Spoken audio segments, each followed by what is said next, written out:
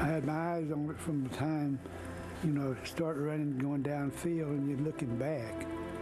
And I followed it all the way down, and I caught it. And it was over the head and into the hand. It was the impossible catch. Noble Goss's catch against Texas A&M in 1940 that was called the impossible catch is a picture that hangs in all of the halls of Texas memorabilia. I can't even remember how old I was when I first found out that Dad was famous for a second play, one that he didn't make, one that if he'd caught would have propelled the team to the Rose Bowl. We were the #1 team in the nation for a number of weeks, and undefeated, just everything you'd need in a good football team. We almost got there, but I didn't make the big play. The great catch that he made against A&M in 1940 is such a part of Texas history. And the play in the Baylor game of 1941 was one play out of 50 or 60 that happened, and that's just the one he remembers. Not a day go by I don't think about that. You know what it meant to us as a team.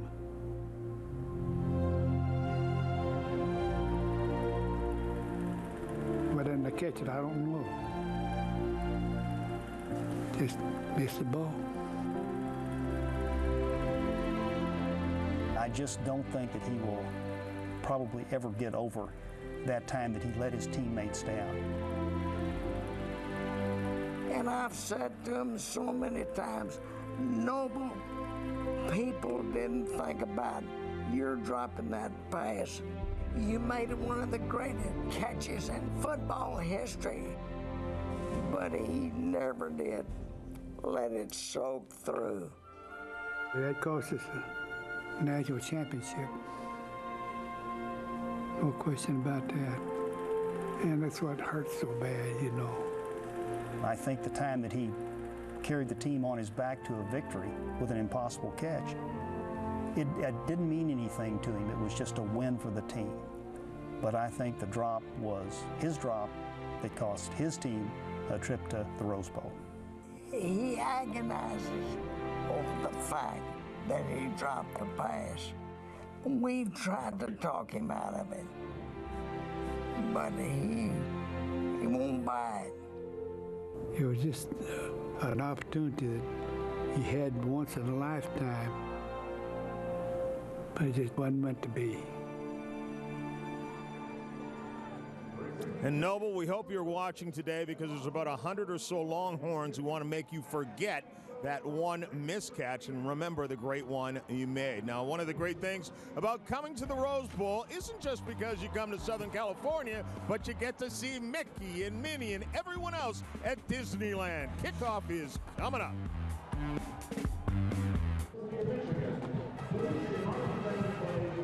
Former Michigan coach Bo Schembechler on hand to cheer on his Wolverines. When you talk about the great names in college football, few are bigger than Schembechler, Darrell Royal, rather, of Texas, and our very own Keith Jackson. The three sat down for a chat. How come you guys never played each other? Geez, I don't know.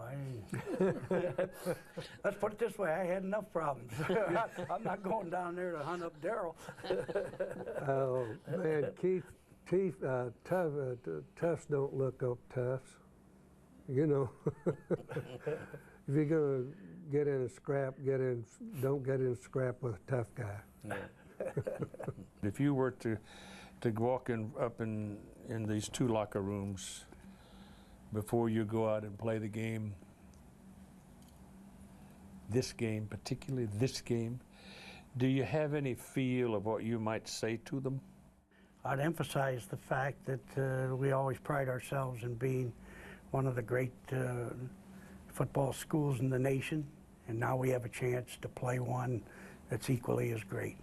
Never played them before. We're going to make history out here. And so this game is going to be vitally important because we don't know if we will ever play again. You know, you really don't know. So we got to make it We got to make the best of it. We're going to have 11 fights in every game. We got to win 6 of them.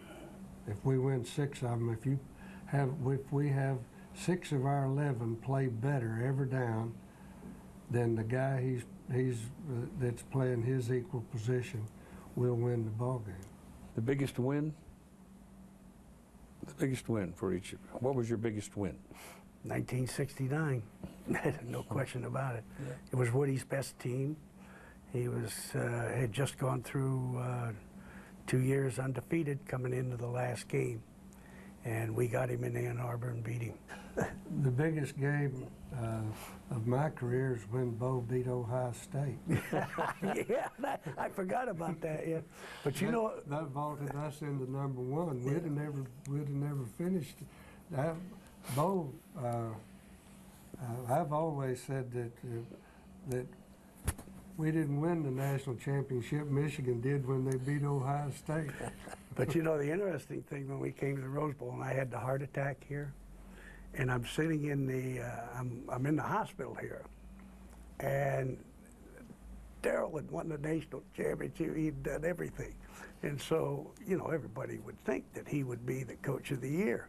They elected me coach of the year. I'm sure it was a sympathy vote. And Darryl was down there with a national championship. Well, that's a conversation that could have gone on for a month with those two guys, Bo Schembechler and Darryl Royal. Now, the Michigan Band. Jamie L. Nix directing our national anthem.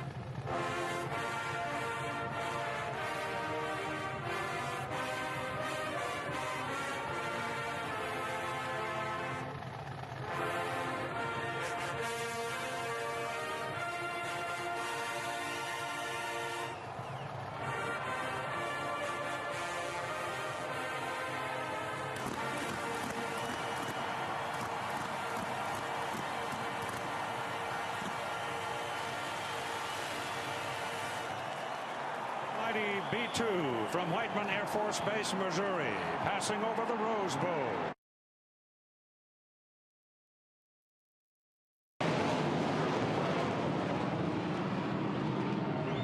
The pilot, Lieutenant Colonel Newt Tibbetts, mission commander, Captain Evo Kinish. B-2 stealth bomber, symbol of these times, isn't it? The Michigan Wolverines, first team ever invited to participate in a Tournament of Roses game, fielding Yost, Point-A-Minute Fellows pounded Stanford 49-0. And the committee went looking for other entertainment, trying chariot racing and ostrich racing. But dust and crinoline don't go together very well, so they went back to football in 1916. Michigan, however, didn't come back until 1948, when they played Southern California and beat the Trojans, 49-0. And today will be the 19th game in the Rose Bowl for the Michigan Wolverines, playing the Texas Longhorns.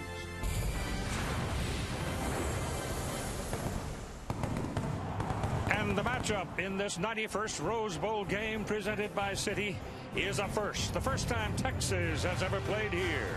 The first meeting ever between Texas and the Michigan Wolverines. Two universities and college football programs that have been cornerstones in the game. In all-time wins, Michigan leads. Texas tied at third with Nebraska. School-colored shirts are the dark blue.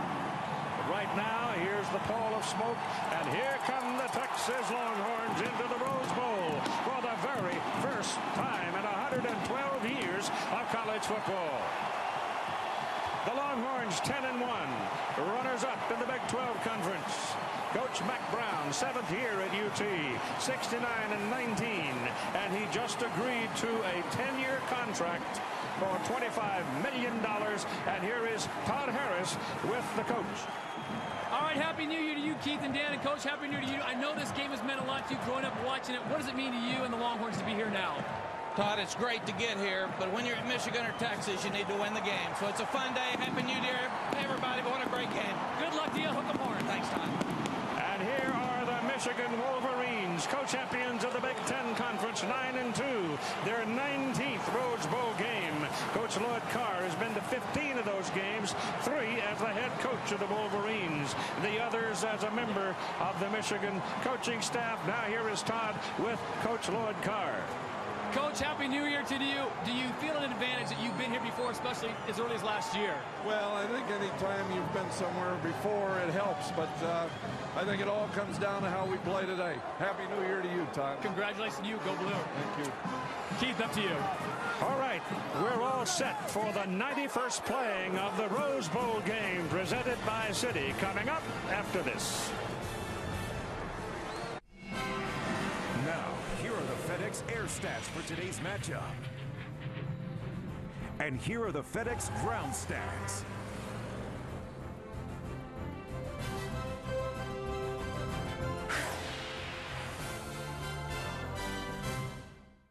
Now Mickey is to toss the coin. It is Referee Dennis Hennigan ready for the flip of the coin. And Texas on the other. Mickey will toss the coin, let it fall to the ground, and whichever team comes up, they will win the toss. Okay, Mickey?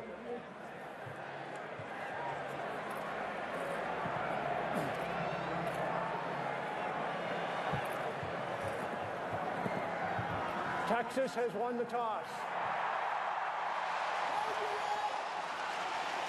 You have your choice now at the start of the second half. You're going to defer. Texas has won the toss. They will defer until the second half. You want the ball? Michigan, what goal you want to defend? You want to kick this way? You fellas put your backs to this goal. Michigan will be receiving. Texas will be kicking off. Good luck, fellas. Referee Dennis Hennigan heading a Big East Conference crew who will work today's ball game. The Rose Bowl flashback now, presented by Citi. It has to do with weather.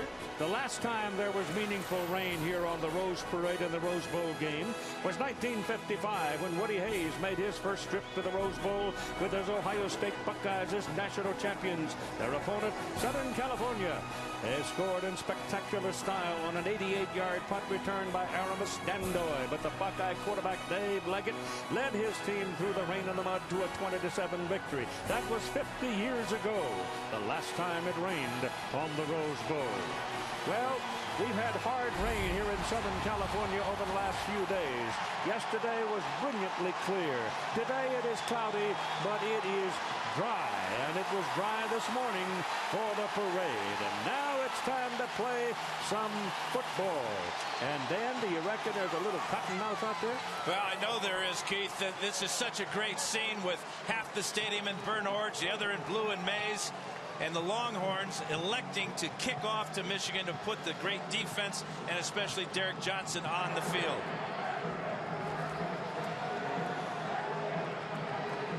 The Michigan Wolverines will get the football first as the white-shirted Texas Longhorns will kick off. It'll be Richmond McGee, a junior out of Garland, kicking. Receiving for Michigan, Steve Breston, number 15. Grant Mason, number 13. Breston is a wide receiver, and he is a flyer. So here we go with Rose Bowl number 91. An historic moment. The first game ever between Michigan and Texas. Breston breaking to the outside, and they track him down from behind. And I'll tell you what, that's a tight end that can run that made that tackle on him. Number 88 got a hold of him and pulled him down by the shirt tail. Otherwise, Breston would score. Stevie Stigall making the tackle. But it is a big return, and the Michigan Wolverines start with very good field position from their own 48-yard line. 45-yard return for The Stephen quarterback Preston. profile on the Michigan quarterback Chad Henne, the first true freshman ever to start as quarterback in a Rose Bowl game. He's 6'2", 217 pounds, out of Wyomissing, Pennsylvania. And the game is on. The first carry of the ball game is another true freshman, Mike Hart, as we look at the backs and receivers in the starting lineup for Michigan. Mike Hart, 18 years of age, ran for 1,311 yards this season. Wide receiver Braylon Edwards, a premier performer, 87 catches, 1,221 yards and 12 touchdowns. The offensive line, a bunch of big guys led by the center, David Boss, 5 300-pounders in that offensive line. And David Boss shared the Remington Award for centers this season. On second down and 8, the ball is thrown. Caught by Braylon Edwards, but caught in traffic. He is not able to move up the field. He is taken down right on the Texas 45-yard line. The Texas Longhorns defensively offer a 5-man set up front, led by 305-pound tackle Rodrigue Wright. He meets all the qualifications as a disruptor. Linebackers, number 11, Derek Johnson. That's the man you got to know where he is on every play. He's worth the price of a ticket. The secondary, it's a big secondary, all 6 feet or better, all around for 200 pounds, and they patrol with vigor, and Michigan is unsettled by something, and they spend the timeout very early in the ball game. Unusual that you would see a timeout called at this juncture. So with 13:44 to go in that first period, we'll be right back.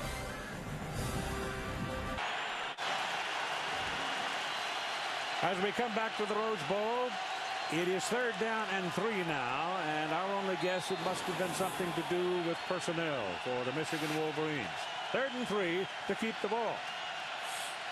Chad Henne's first pass completed to Braylon Edwards inside the 30, inside the 25. First down at the Texas 24-yard line before Terrell Brown can bring him down. Chad Henne finding the best receiver in college football, the Blitnikoff Award winner, Braylon Edwards. 2 catches now for 25 yards. Big 3rd down conversion on this crossing route here. Zone coverage for the Longhorns. And they fit it in just in time before Terrell Brown can get over there. And then Edwards, with great running ability, sets up Michigan on the 24. Well spent timeout, Keith. They had the wrong personnel in the game at the time. You always look better when that timeout. Yes, it does. All right, Edwards on this side. He's going back toward the ball. He's got the ball running a reverse. He's got a block on the corner. He's inside the 20, out of bounds at the 15-yard line. Michael Huff pushed him out, and there is a penalty flag on the play. Thrown over where he was shoved out of bounds. Looks like they're going to call holding on Carl Tabb.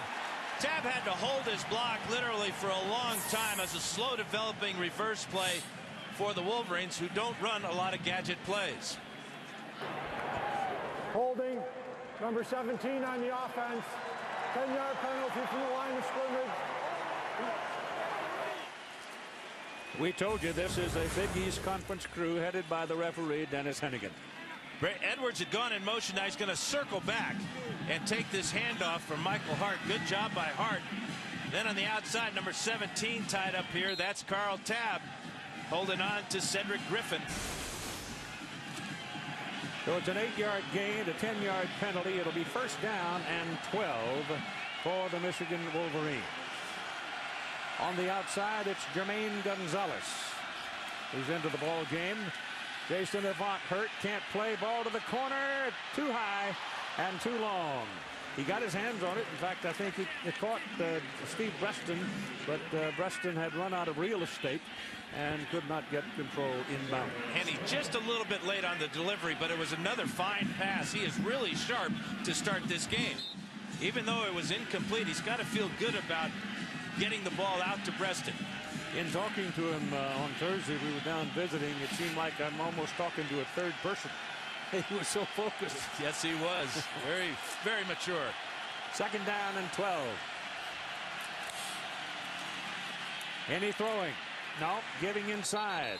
And the penalty flag follows that play as the running back, Mike Hart. Mike Hart at 18 years of age, 5'9", 194, a freshman out of Syracuse. And he has become very much, he and Henny both, part of this football team. Michigan walking back like it's holding against the Wolverines. Could have been, because that I saw one of the officials sort of indicate that as he threw the flag right at the feet of the perpetrator. I'm not so sure it's not holding against Texas.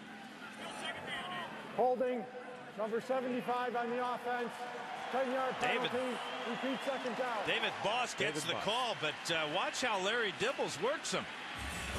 Right in the center of the play, right here is Boss. And here's Dibbles, 92. Dibbles pulls Boss down on his back. That is defensive holding, not holding on Boss. Well, we've had the first bad call of the day. Because that's definitely what it was, and it's an old trick. Yeah, good trick. Came from somewhere back in the 20s, I suspect.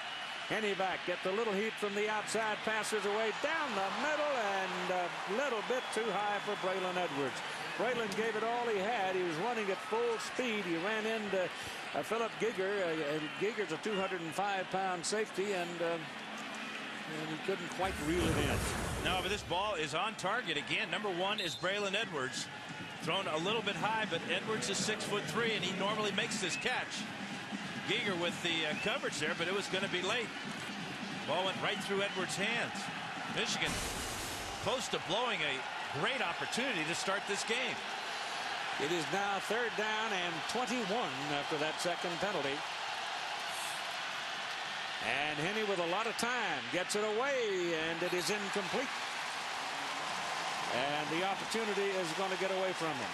Now they got the 44-yard kickoff return by Steve Breston, a couple of receptions by Braylon Edwards, and then the holding call against Tab, the holding call against Boss. 3rd and a mile, and Jermaine Gonzalez cannot make this catch on a ball that thrown poorly by Chad Henne. Adam Findlay comes into the ball game. He is from Greenwood, Indiana, a senior, and he is a punter. And now Garrett Rivas has surfaced and come onto the field. So Garrett Rivas, who is a sophomore out of Tampa, Florida, at 5'9", 216 pounds, but a bullet of a leg, and the holder is Adam Findlay, the punter. So it'll be a 52-yard field goal try to get on the board for. No, they snap it back, and he pooch kicks it, angles it for the sidelines, and it's not very good.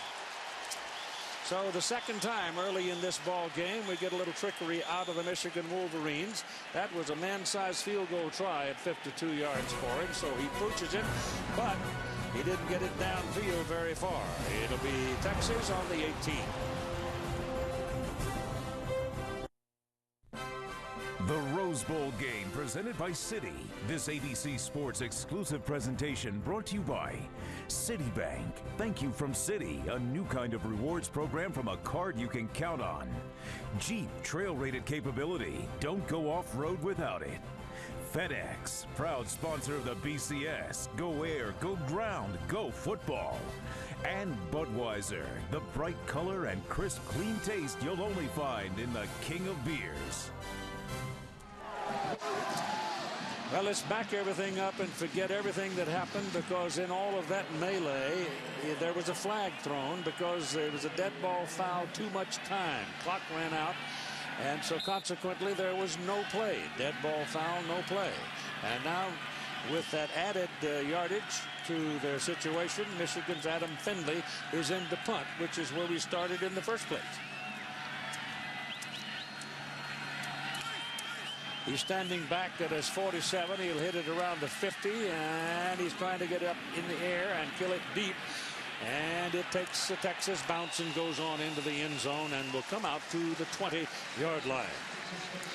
So there the Longhorns will have their first possession of it. The quarterback profile on number 10, Vince Young. Big sophomore, 6'5", 225. He can run. Feet as dangerous as his arm, actually. 16-2 as a starter. He comes from Houston.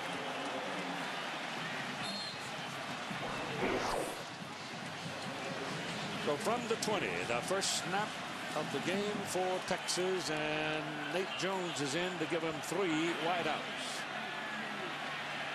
And they go out of the shotgun. They don't throw the ball. They run it with Cedric Benson. And Benson, who's the Doak Walker running back of the year, gets it up to near the 30-yard line and almost the first down. Explosive guy, Cedric Benson, among the backs and receivers, winner of the award, as we told you, named for Doak Walker. 1,764 yards, 19 touchdowns, 4 straight seasons. He has gained 1,000 yards or more, 4 in a row.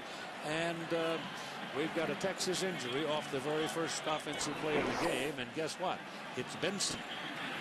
It's about the worst news they could have. Yeah, he doesn't look good at all. It's either a left knee or ankle problem as he gains 9 yards on his first carry. This is the option read play for Texas. Nice hole up the field. Makes that cut there. And you know, I walked on this field before the game, Keith, and it was in good shape, but it just looked on that play right there that the turf gave way, and he may have sprained a knee or ankle. Well, he's not willing to sit down right now. He's going to try to walk it off. Lamont Taylor is the backup for him. He's a freshman, number 25, but not in the game at the moment. As they work out of the shotgun with Vince Young, and he is that other running back in the backfield, but the Michigan Wolverines are after him. He didn't have far to go to get his first down on second down at a yard, and he picks it up as he runs into Lawrence Reed. Cedric Benson now comes back. So Benson gets back in a hurry. The Michigan defensive front reflected there, anchored by the big nose tackle Gabe Watson. The linebackers, you'll have some changing around there today. Lawrence Reed has 24 consecutive starts there. Ernest Shazer, the strong safety, will be up in the box quite a bit today as well, trying to control Vince Young. Here's a penalty flag and whistle. So we're getting the laundry dirty early. Well, you talked about whether there's cottonmouth or whatever down there. I think there is, Keith. Prior to the snap, false start, number 64 on the offense, 5-yard penalty, remains first down. Kelsey Studdard moved on the play. It's a tough. I mean, this is a big moment. Let's face it. If you're 19, 20 years old, 18 years old, you don't think they're not wound a little tight? Good grief. They're lucky they can breathe.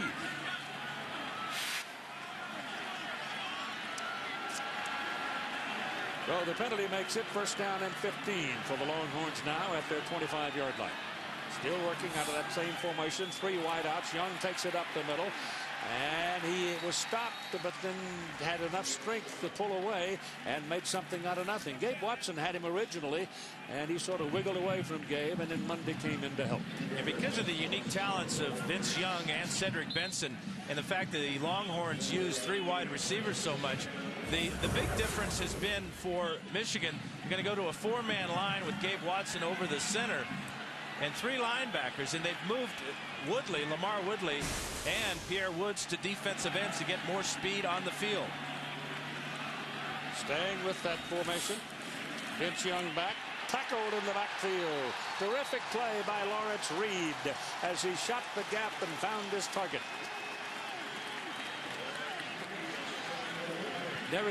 That's the best way to control a Vince Young, is don't let him get cranked up. And he got him before he could start his motor. Yeah, and keep him in the pocket. Make him run this way and not to the outside. Watch 42, Lawrence Reed pick up his 3rd sack of the season, totally unblocked in a secure tackle. 3rd down and 16 with the ball going back to the 24-yard line. Still with the 3 wide set. Wolverines show blitz again. Here they come, and they flush him out of the pocket, and that's bad news. There's a block on the corner for him, and he turns it upfield, and it's a big run for the big quarterback.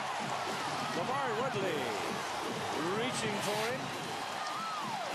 And Vince Young just showed you why he is a terror for the defense. No question, Keith. Watch McClintock come on the blitz. They do not contain him this time. He breaks the pocket and goes for 24 yards. Good block there by Limas Swede, taking care of Marcus Curry. That got Young the first down. Plus all this running ability. How smooth. All on the 48-yard line for the first down. They handed away to Benson, who had hobbled off the field and then out one play and came back, and he doesn't get much there. He's right down about the line of scrimmage.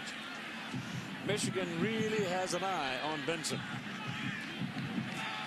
I mean, we're talking about all the effort to contain Young, but Benson, he is the real hammer in there. And we have run for more than 1,700 yards this year and 1,000 yards for 4 consecutive seasons or more. Well, that tells you all you need to know about it. Second down, call it 10, and this time Young goes under center. Still got it. Throws incomplete, bad pass. He bounced that, threw it behind the short man, and he bounced it. Monday night at 8 Eastern Time, undefeated Auburn beats Virginia Tech in the Nokia Sugar Bowl. And then Tuesday night, also at 8 Eastern Time, the Southern California Trojans, #1 in the country, against #2 Oklahoma Sooners for the national championship in the FedEx Orange Bowl. This is where Michigan wants to get the Longhorns in 3rd and long, an obvious passing situation. Make Vince Young beat him throwing the ball from the pocket. He has a lot of time, gets it away down the middle, and it was tipped, and it's incomplete. It's 4th down. It was tipped, I think, by Scott McClintock, and Bo Scaife was the intended receiver. Heck of a job by McClintock. We've seen him come on the blitz one time.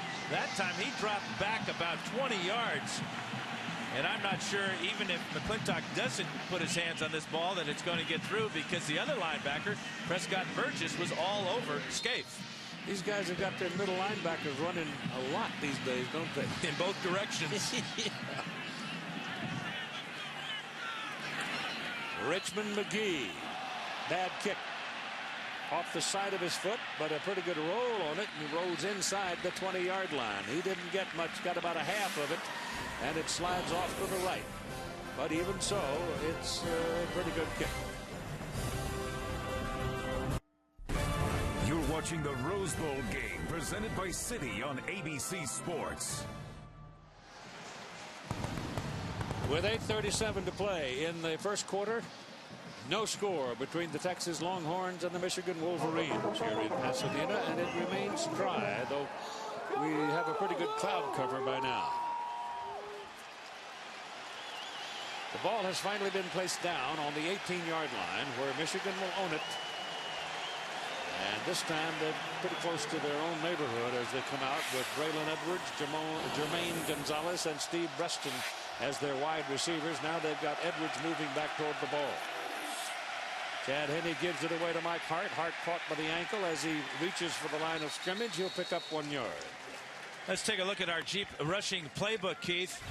Back to the first play of the game. This is the zone read play for Texas. And the key here for Vince Young is to watch Lamar Woodley. Going to hand the ball to Cedric Benson, but he's going to read Woodley first. Woodley stays wide. He gives the ball to the tailback. Unfortunately for Texas, you'll see Benson grab his left knee here as he slipped on the turf. But we'll see a lot of that play today. 2nd down and 9 for Michigan. Again, Edwards moving. Thrown to the sidelines. Ball goes to Edwards, and Braylon is going to be short of his first down. He's tackled at about the 26. He's a couple of yards short. Philip Giger made the tackle. Yeah, Giger is the 3rd leading tackler for the Longhorns, the senior captain.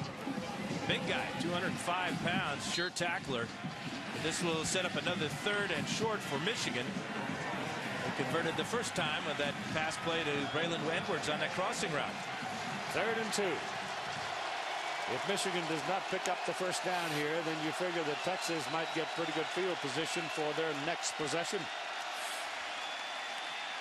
They're not going to get the first down either. Penalty flag thrown with the linesman across the way. It may be that one of the Longhorns was in the neutral zone, but we'll see. Derek Johnson getting his first tackle there of the ball game. How about the young freshman pulling him off sides? Number 90 on the defense. 5-yard penalty. Results in a first down. A little hard count, and he got him wiggling. And he got a good one wiggling. Roderick Wright, number 90. Right at the end of the screen here. A little head bob there. That's all it took. Actually, that's Tim Crowder. So that'll give Michigan a first down out at their own 31-yard line and gets a little more room at their back.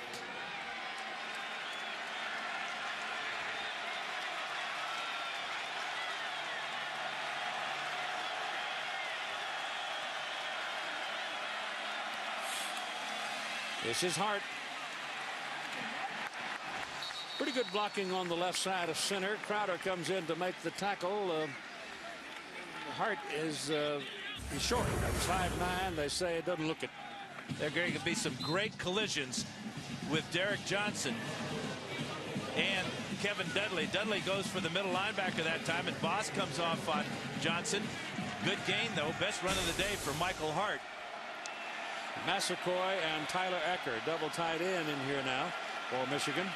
Both can catch the ball. Michigan tight ends have always been able to catch the ball.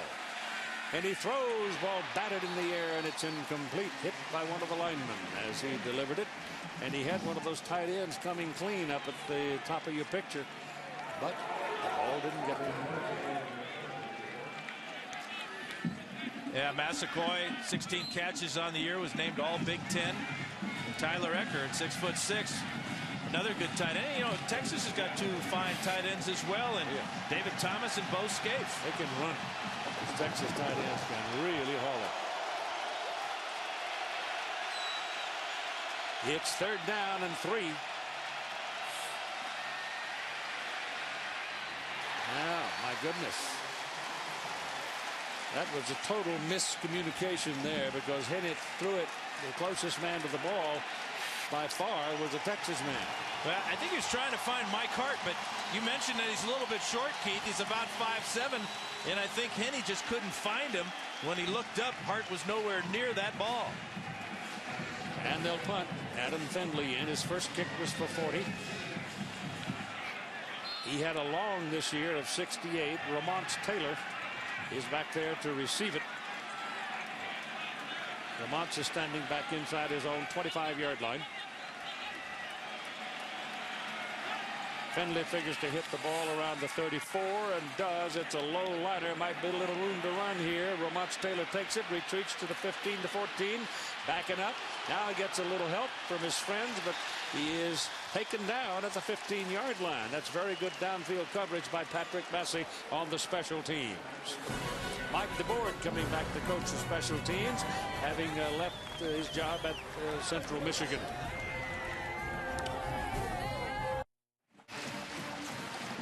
Aerial coverage of the Rose Bowl game presented by Citi, being brought to you by Tostitos. Speaking of Tostitos, the Fiesta Bowl goes tonight with Utah breaking through. Lyle Sinline is out there at center for the Texas Longhorns as they start from the 15-yard line. The ball is handed away, and there's that Michigan defense really boring its neck. They were in the backfield almost before Cedric Benson got the ball, and Lamar Woodley, who has played as a 260-odd-pound linebacker, sophomore this season, he's been moved to the box and playing as a defensive end today, and he was first there. Here's Todd Harris. All right, thank you very much, Keith. Matthew McConaughey splits his time between Texas and Hollywood. And Matthew, I know I don't even have to look very much further than Burnt Orange. You're a big Texas fan. That's why I'm here, my man. It's a big day for us. What does it mean as a Texas fan, though, to have your team in the Rose Bowl for the first time? Well, there we go, Cedric. Cut the corner, baby. All right. Man, I mean, Granddaddy Bowl, number 1. Number 2, we had a good season, man. We got a good program going under Mac Brown. And he just got his extension. It's a good day, man. We got Michigan, who's another old-time school. We never played 2 of the best-looking teams I've seen on a grass field in a long time. And I think we got them on speed today, man. They look a little one-dimensional. If we can snuggle up to number 1, Braylon Edwards, then I think we're fine because their quarterback doesn't look too comfortable in the back pocket, and we got to keep beating them off the ball. This guy looks funny. He's an assistant coaching job. Matthew McConaughey, Keith, back up to you. I thank you. My wife thanks you. All right on, man. It's looking more. All right, man. 20-yard line. 3rd down. There's the pass completed as Young had a lot of time to look around, and David Thomas makes the catch for the first down. Gets it out to the 31-yard line at 5 minutes to go, roughly in the first quarter, 5:06. And you know what, man? That was some of that Texas speed you were talking about, man. They're right there. You got the corner, too. Todd, I don't think he wants a job as a coach. I think he wants a job up here with Keith. 31-yard line. First down for the Longhorns. And Young goes back under center.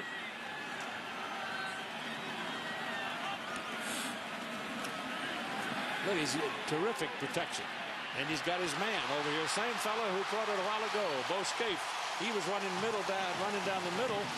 And they were able to knock the ball away from him. But this time it goes outside. And the big guy, he's 6'3", 250 pounds. And he's a hard guy to handle. And he was an all Big 12 selection. 6th-year senior. But you know, the thing about Vince Young is he throws the long ball better than he throws the short ball. He's got great touch, and he's getting his tight ends involved, and that's important. It is a first down for Texas. The ball is on the 48-yard line of Michigan. And Brian Carter checks in. They're swarming after Benson, but he's tough, boy. Benson is a big guy, too. He's 225 pounds, but the way he rumbles around with his 6-foot frame, he is really a rock. Scott McClintock made that tackle. And the thing that's so impressive about Cedric Benson is the first guy never seems to tackle him. He has that size you talked about, Keith, and his strength in his thighs and his lean, that he leans forward, makes it very tough to get your arms around him. Second down, 9. Single back is Benson. Young goes down the middle, but that almost picked off. Lucky to get that one back. He threw it for David Thomas, but Ryan Mundy had a better chance of catching the ball than Thomas did. Mundy did a great job of reading the eyes of Vince Young, coming off his primary responsibility and breaking that one up.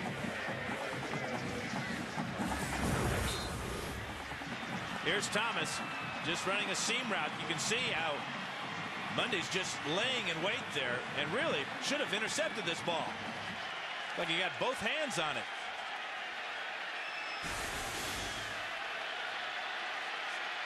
So it is third down and 9 for Texas out of the shotgun. Young throws short. Got his first down. Yes. Not by much, but he looks to have it from this angle. And again, they go to Scaife, the tight end. I say tight end only because he's so big. But actually, he plays out there by himself a lot. Well, he's got running ability, and Thomas does as well. But right now, it's just all in the tight ends for Texas. Good job of Young just flipping the ball. Different type of throwing motion for Vince Young, but it is effective. Completes nearly 60% of his passes. Chain gang on the field.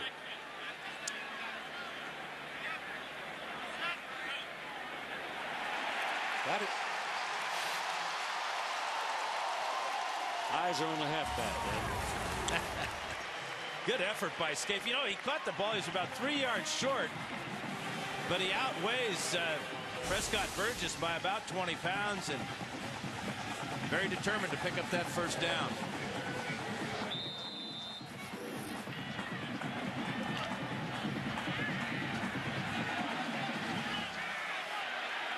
At the Michigan 37, no score, first quarter, 3.5 minutes to go.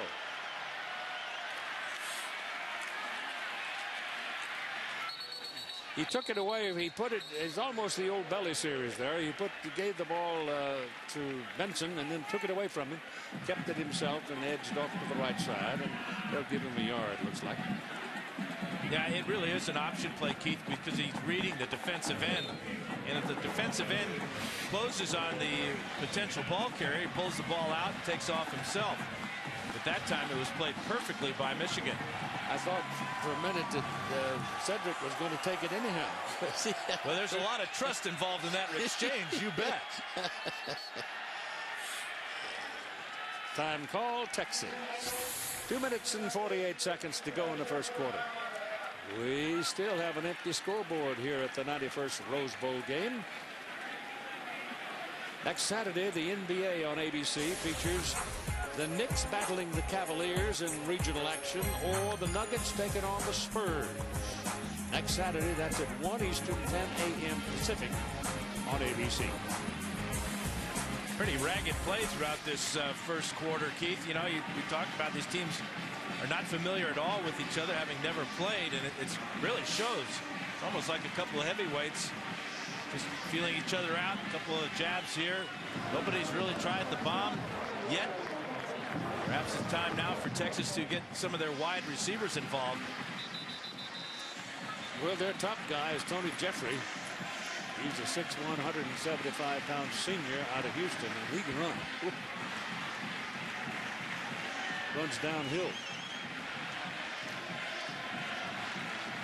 Benson's one of those guys who runs downhill, too. He gets into that line of scrimmage and gets leaning on you. Yeah, they're almost like a ski team because Vince Young, he's the slalom king. The way he slides through things. That's right. All right, it's second down. Just about 10 yards to go.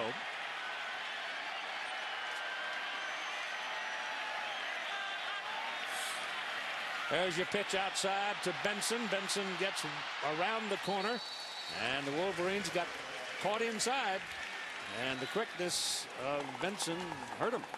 Marlon Jackson and Scott McClintock teaming up for that tackle, but they were late. Michigan does not see a lot of this style of offense playing in the Big Ten, but this is just a speed option. Shazer takes the quarterback, so he pitches the ball back to Benson. And there's Tony Jeffrey, number 12. He was occupying Marlon Jackson on the outside, and that's why Benson got so many yards. And they're looking at third down and 3. 3 for 4 converting third downs here in the first quarter for Texas. Benson. Well, he got outside again. Michigan got caught in the trap. And Leon Hall finally makes the tackle. Well, whatever was bothering him after that first carry of the game, I think he's back to being 100% healthy. It's a draw play to Benson. Nothing in the middle. But the vision to jump to the outside and then the speed to pick up the first down. Another third down conversion for the Longhorns. Now they're threatening. First down at the Michigan 20.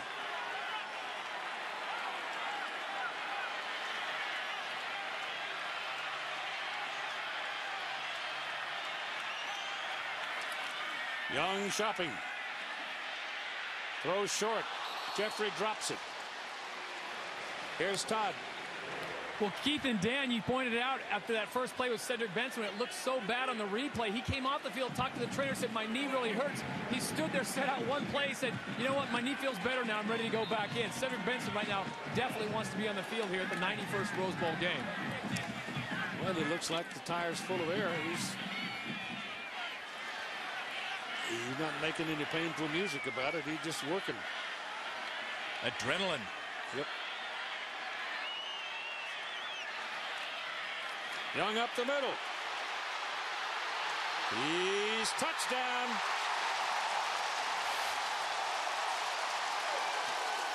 That's where he scares you, right there. And Michigan was spying on him. They had 2 men looking at Vince Young.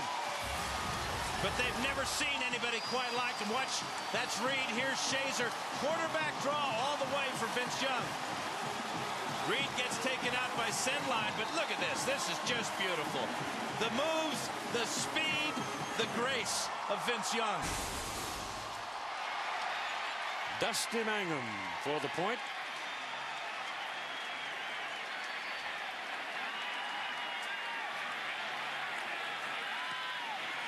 And the senior out of Mesquite nails it. And as we have 1:41 to play in the first quarter, the Texas Longhorns in the Rose Bowl for the very first time in their 112 years of playing football take the lead over the Michigan Wolverines 7-0. 11th touchdown rushing for Vince Young this year. Totally untouched from 20 yards out. That's remarkable. The coach, Mac Brown, finds it easy to talk about Vince Young. Here's a sample.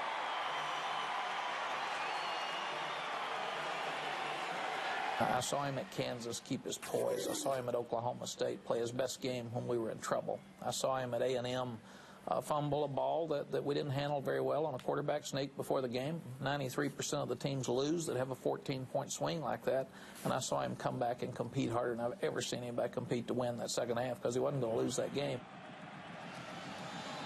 Well, he's showing you something. He's a sophomore. Richmond McGee will hit it, and you'll have Preston and Mason waiting for Michigan. That's going to be short. It's a hanger taken at about the 11-yard line by Steve Preston. Preston had a big return and open the game, and if he can get around that man, and he does, he might have another big one. They've got him pinned on the sidelines and finally get a hold of him at about the 49-yard line. That's just about what he did before. Well, he went for 44 on the opening kickoff of the afternoon. This one just about 37 yards, yeah. But again, Michigan at midfield, where they must get Mike Hart involved in the offense and reward Preston and the kickoff return team for the great job they're doing. What a move right there. In traffic, then the speed. And this is what I like, Keith. At the end of this, he was not willing to settle for just going out of bounds. It's got to be another inch he can make, don't you think? Yep. I think so. Here's a lot of shifting around by the Wolverines. They wind up with 3 wideouts and Mike Hart at tailback as the single back, and Chad Henne looking to throw, does throw, and he throws over Mike Hart. It's not too hard. He listed at 5'9", as we told you, but I don't think he stands that high. And that one just went right over his head. Yeah, it had a little bit too much heat on it, and Hart couldn't get his hands up quick enough, or they might have had something going there. He had 2 people out to escort him down the sideline. He's caught 25 passes this season, most of them on plays just like that. Very good screen team. Second down 10, Michigan ball, their own 48-yard line. They trailed by a touchdown, 7-0.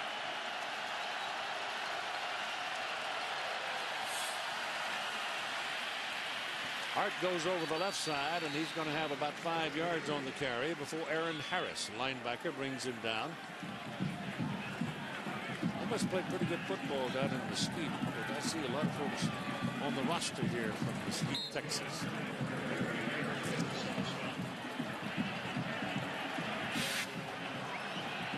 Third down now and 5.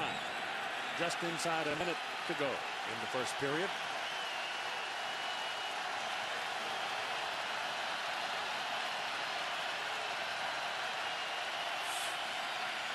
Chad Henne with time. Now the heat comes, and down he goes. Number 2, Aaron Harris, got the lick on him.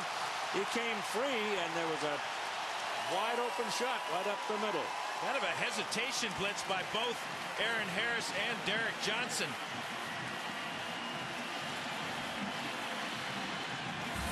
Just the second sack of the season for number 2. There he is. Here's Johnson. Watch as they hesitate just a bit. Check out the blocking and then use their speed to get in on the young quarterback. And Michigan will punt as the loss is all the way back to the 42-yard line. Now we got a whistle. The battle of third downs is being won by Texas. On offense, they're 4 out of 5, and defensively they have held Michigan to just 1 out of 4 conversions. Please reset the game clock to 8 seconds. They want 8 seconds put back on the game clock. It had run down to 1 second. I don't think it would have made much difference, but they're going to do it anyhow. Now it's rolling. I don't think Michigan wants to punt it, and they're not going to punt it. They're just going to open the second quarter of play with 4th down and 16. ABC Sports presentation of college football. We'll return after this message and a word from our ABC stations with Texas leading Michigan 7-0.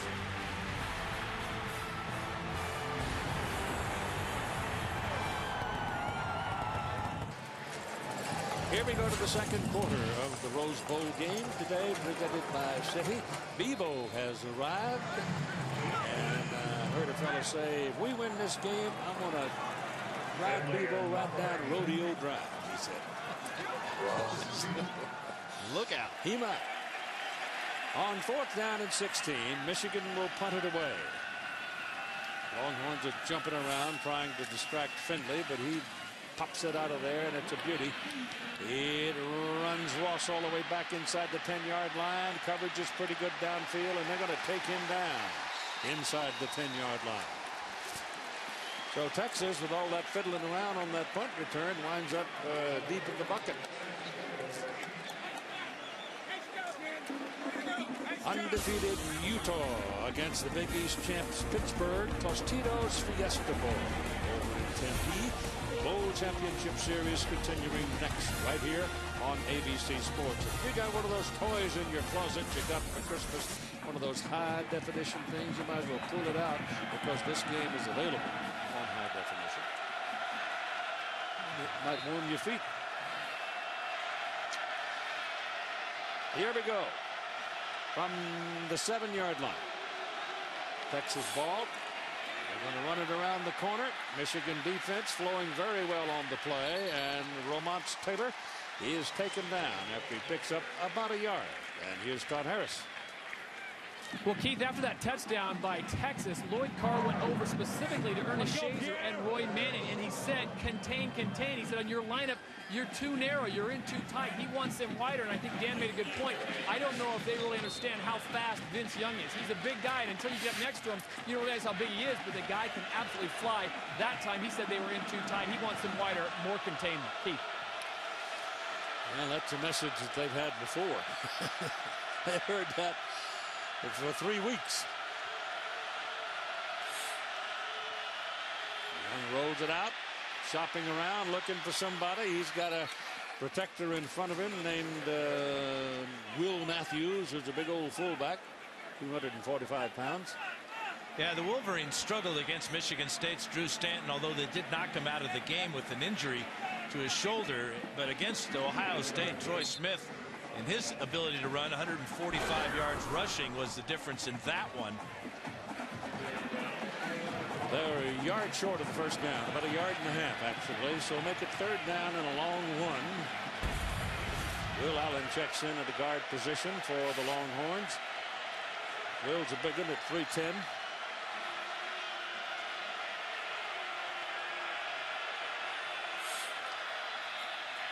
That's Benson.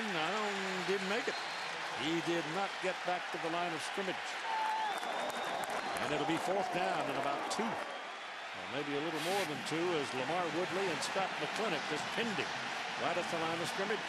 Yeah, great job by McClintock to get off on the snap, get that penetration, and really take away the blocker. Here's McClintock right here. He's going to get in here with help from his friends, but you can see that Will Matthews never got anywhere near opening a hole for Benson. Preston is waiting upfield. They should get very good field position as Richmond McGee punts it, and McGee lets get some air under it, but Preston makes the fair catch, and he's going to be right at midfield. So once again, here sits the Michigan Wolverines in the middle of the field after a Texas punt, and they haven't done anything with it yet. ABC Sports coverage of the Rose Bowl game presented by Citi continues. 7-0. Texas is leading. 13:47 to go in the first half. And Michigan ball, 1st down at midfield. 3 times now they've been up around midfield and done nothing with it. This is Mike Hart spinning and getting 5. He broke a tackle of Aaron Harris to get down to the 45-yard line. He's tough to tackle. He's not very tall, but he's very thick.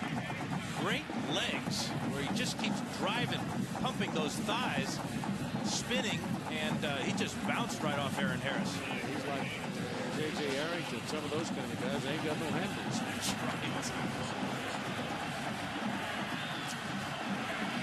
right. 2nd down and 5.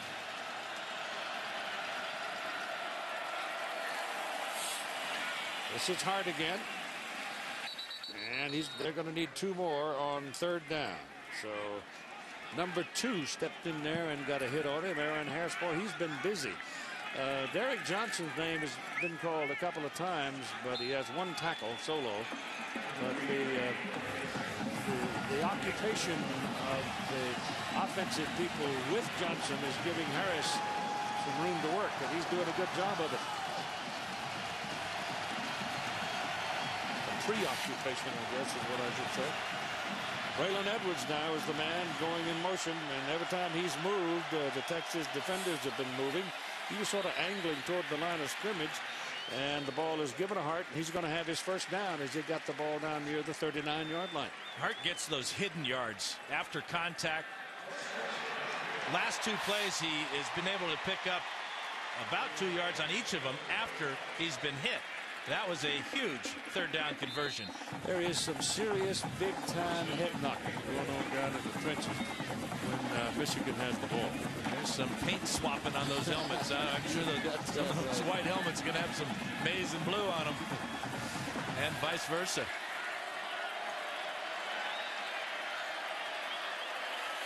Henny back throwing. Going deep. Edwards is down there. And touchdown.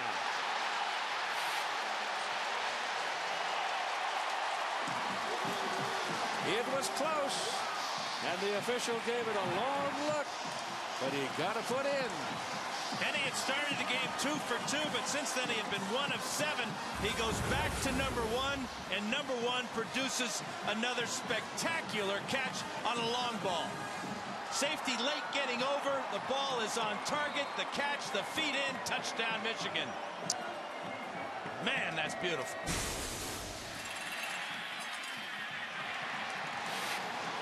So Braylon, son of Stan Edwards, Michigan man himself, makes another spectacular play. And we're all even at 7-7 with 12:08 to go in the first half.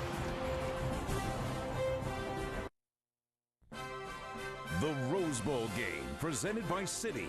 This ABC Sports exclusive presentation brought to you by Citibank. Thank you from Citi, a new kind of rewards program from a card you can count on. The next Ford F-150, built Ford tough. Nokia, take a closer look at Nokia, so much more than just a phone. And Aflac, ask about it at work.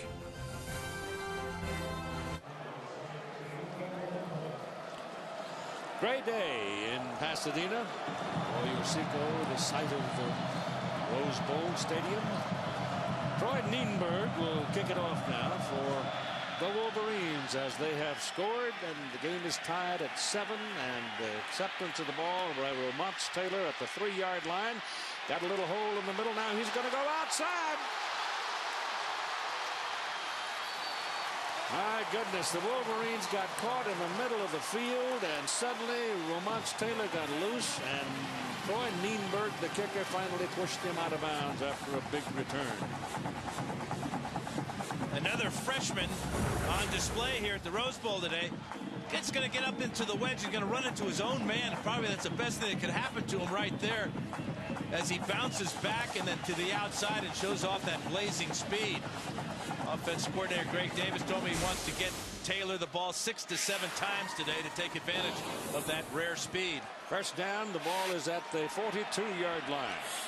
And it's handed off to Cedric Benson. Benson working around the left side is shirt-tailed by Lamar Woodley as he picks up about 3 yards. Now time for the Aflac trivia question. Aflac! Who are the only 2 freshmen to be named the Rose Bowl player of the game? 2 times that's happened.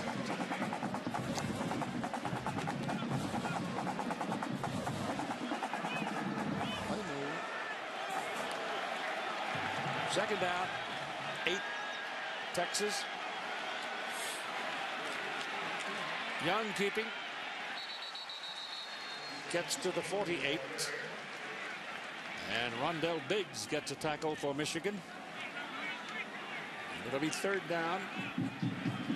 About 4. And although it was a gain for Texas, that's where Michigan wants Vince Young to run. They want to hit him as many times as possible. He has had some fumble problems this year, but you cannot let him get outside and show off all those moves. Now he's going to go on to center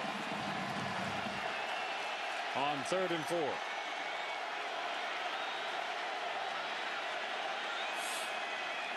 Going to throw underneath. That's Jeffrey, and that's a first down. Tony Jeffrey lined up on the right side, just ran a slant right across and kept on trucking, and suddenly the ball was there, caught, and first down, moved the chains. Leon Hall made the tackle. Well, the Texas offensive line can give Vince Young pass protection like this because Michigan has to be aware of him taking off on quarterback draws and the such. So he had all the time in the world to find Jeffrey on that shallow cross. 45-yard line, the Michigan side of the field. This is Benson, 2 yards. A lot of work for 2 yards. Again, Woodley, the tackle. And that's why Woodley is in the game at defensive end.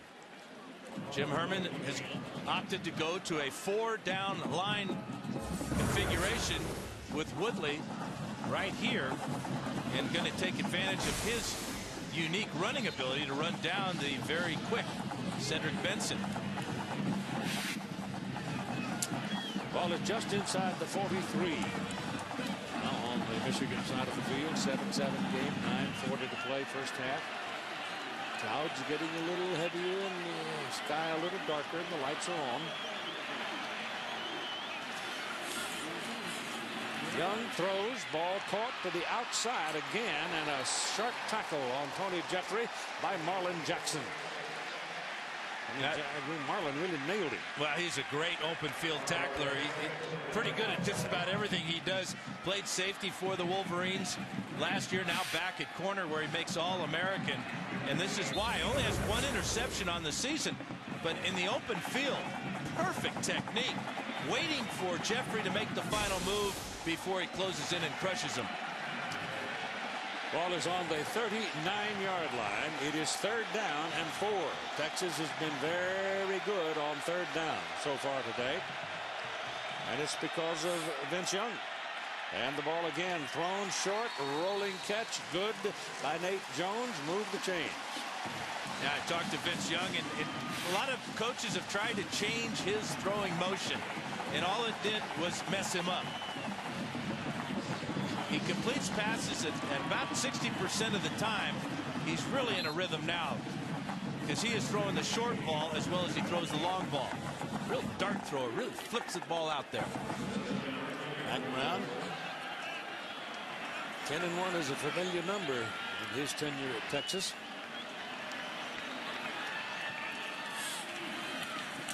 Young keeps it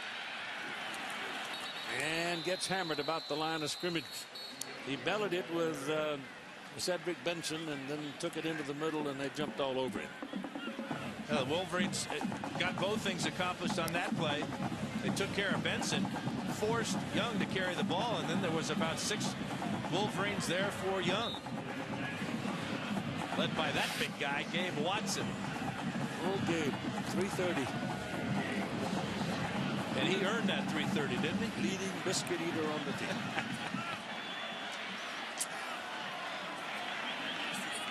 Funny, he's a sunny guy. He was fun to talk to. Young gives it to Benson. Oh, just that little bit of movement. Just that little bit of movement. Got a little delay in the pursuit by the Wolverines. Leon Hall finally got to him, but he's going to have about 6-7 yards on that play.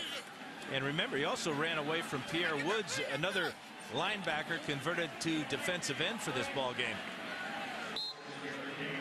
So they'll be looking at another 3rd down play. 3rd down and a long 3. Yeah, 6 out of 8 in the first half converting on 3rd down now for this man, Vince Young. He's done it all, hasn't he? All of them. Had a hand in it. Yep.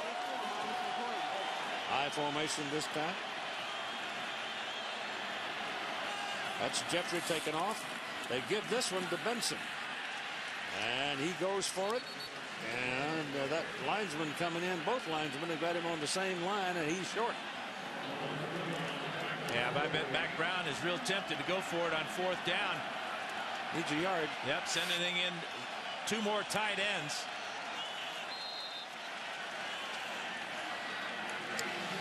with 6.5 minutes roughly to go in the first half. Walk away from 3. Maybe he thinks this is on the margin for the place kicker. 4th down on a yard. Penalty flags as Benson picks up the first down. But who moved? David Thomas says Michigan moved. Offside. They did. Number 99 on the defense. 5-yard penalty results in a first down. Here Woods. Yep, not only a first down, but 5 yards, which when you get down to the red zone, very important. Woods, number 99, in the neutral zone. So a considered risk pays off for Texas. And it's first down at the Michigan 20 in a 7-7 ball game. 6 minutes exactly to play in the first half. See the center, Jason Glenn, calling the blocking for the offensive line. Young keeps it, throws it short. That little play just worked and worked and worked all day long. Ball goes to the big old fullback, Will Matthews. And Matthews is down to the 12 before Monday can get a handle on him. Yeah, tough assignment here for Scott McClintock. He has got Matthews in man-to-man coverage. Here he is here. He's going to react to the fake and then get back. By the time he gets back, Matthews is going to be out on the run there. Joey Sarantos cannot make the tackle, but there's Marlon Jackson, but too late. 2nd down and 2 now. Texas threatening again. Up the middle goes Matthews. He's short by a yard. And he's a big fullback, too. 6'3", 245. And if Cedric Benson goes down, Will Matthews becomes the tailback, as we saw earlier in the game. 3rd down and 1. I'll tell you what, they've used every 3rd down all day. Yeah, and then, you know, they're taking time off the clock, keeping Michigan off the field. This is an impressive drive after that great catch by Braylon Edwards to tie the score.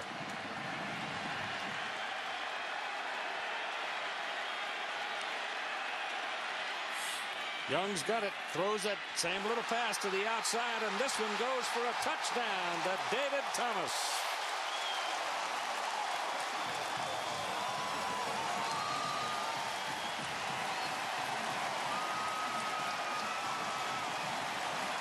Well, you have to respect the initial fake to Cedric Benson right here, as Michigan does.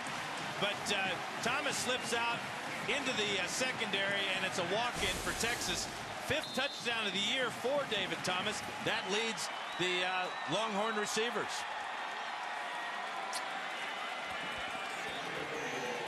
So they go 58 yards in, 12 plays. To take the lead, Dusty Mangum, another one from Mesquite, knocks it right down the pipe. And it's a 14-7 Longhorn lead over the Wolverines at 4:16 to play in the first half.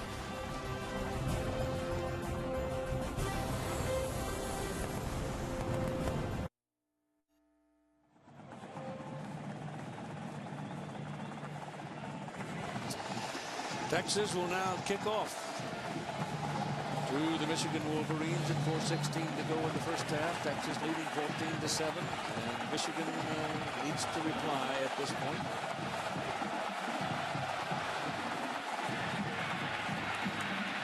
Ball is taken at the 3-yard line by Steve Breaston, and a good tackle. And he's out about the 22-yard line, brought down by Marcus Griffin. But Breaston was a half a step away from making another big return. Earlier we asked you the Aflac trivia question, who are the only 2 freshmen to be named the Rose Bowl player of the game? Well, they're both Westerners. In 1982 from the Washington Huskies, Jacques Robinson. And 1986 from UCLA, Eric Ball.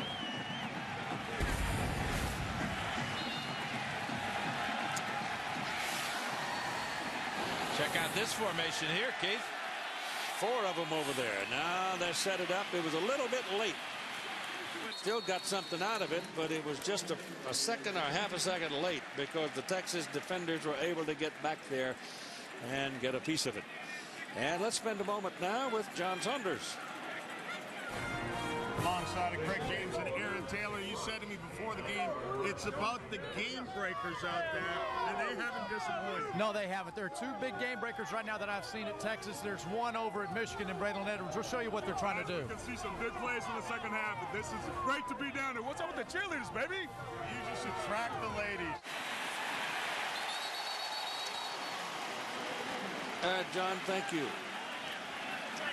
Mike Hart still hasn't been able to pop anything loose. Michael Griffin on that tackle.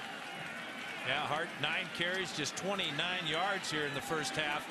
Marcus Griffith made a good tackle on the kickoff. That time it was Michael Griffin with a solid tackle.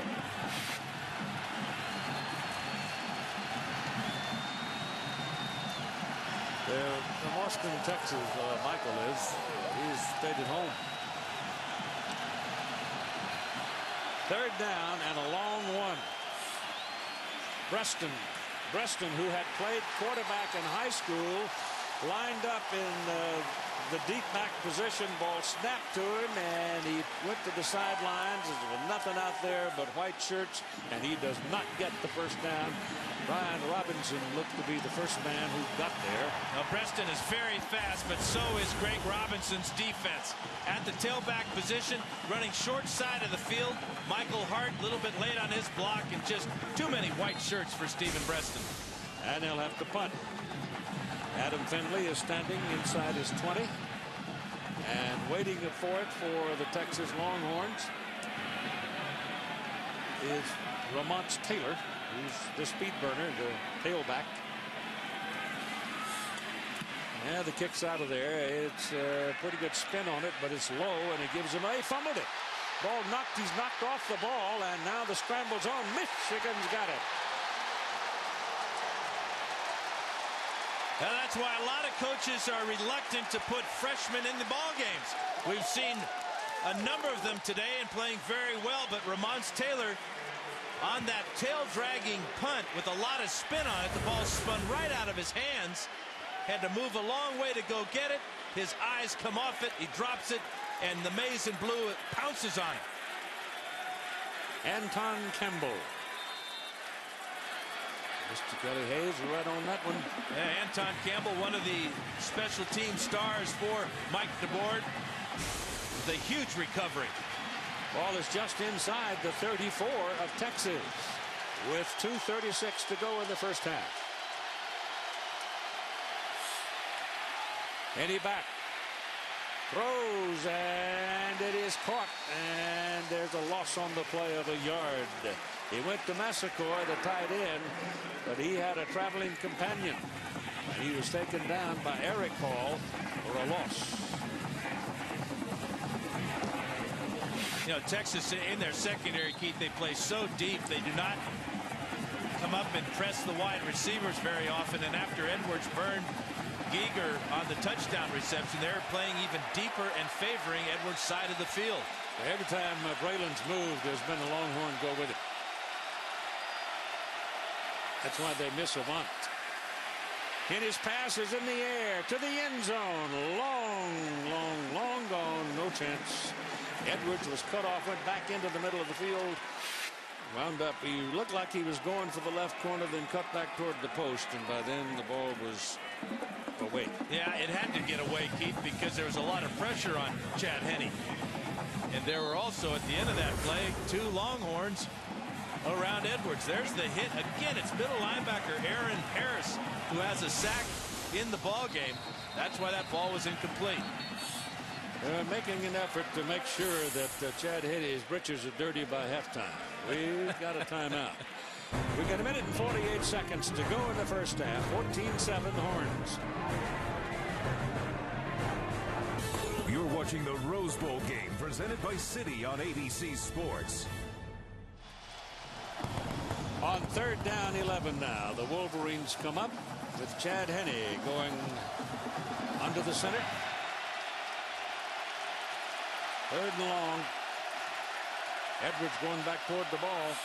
Henney back to throw it. Pressure coming from the backside. Throws a bullet down the middle, and it's caught by Steve Breston inside the 20-yard line. First down, Wolverines. First catch of the game for Breston. We've seen him returning kickoffs. This was a heck of a grab for a guy with a bad left hand. A bullet from Henney over the middle. This ball is not in the air very long. And it just sticks on that back shoulder of Breston. Huge play for the Wolverines. 19-yard line, first down.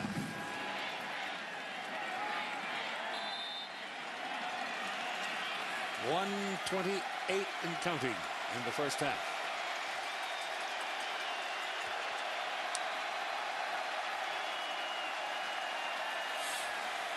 Henney throwing.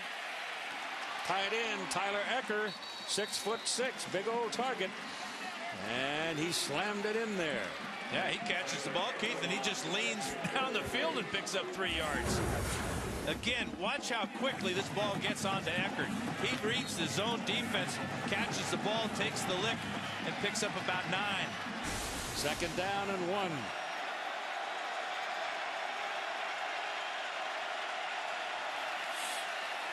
Give it a Hart.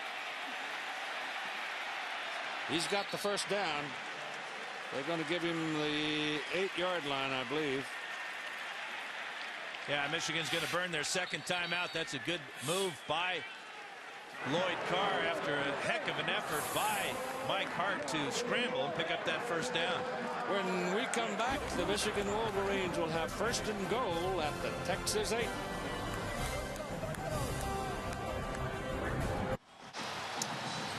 Well, the Michigan Wolverines are in the catbird seat right now, but they've only got 41 seconds to fiddle with. So let's see what happens. 14-7, Michigan trying to tie. Henney back is throwing, got some heat coming, passes away, throws it away. Might as well. He was looking, the only fella available to him was Kevin Dudley, and he needed Kevin back there in the backfield to keep somebody from killing him. I think Aaron Taylor was open where that ball ended up. He was. Michigan looking to capitalize on the only turnover of the ball game, the muffed punt by Ramons Taylor. Why wouldn't you play jump ball with Tyler Ecker, 6'6"? I'd rather play jump ball with number 1, Braylon Edwards at 6'3". He's drawing a crowd. Yeah, but that's okay. He's used to drawing a crowd. He's good. All right, he's over there on the right-hand side. Let's see what they do to him. At least 2 men on him. And he throws it. Oh, almost. And almost intercepted after it bounced off. Jermaine Gonzalez had it on his hands, and Cedric Griffin walloped him. You know, you're told as a quarterback, never throw late over the middle. And Chad Henne did that and almost got a touchdown out of it. Should have got a touchdown out of it.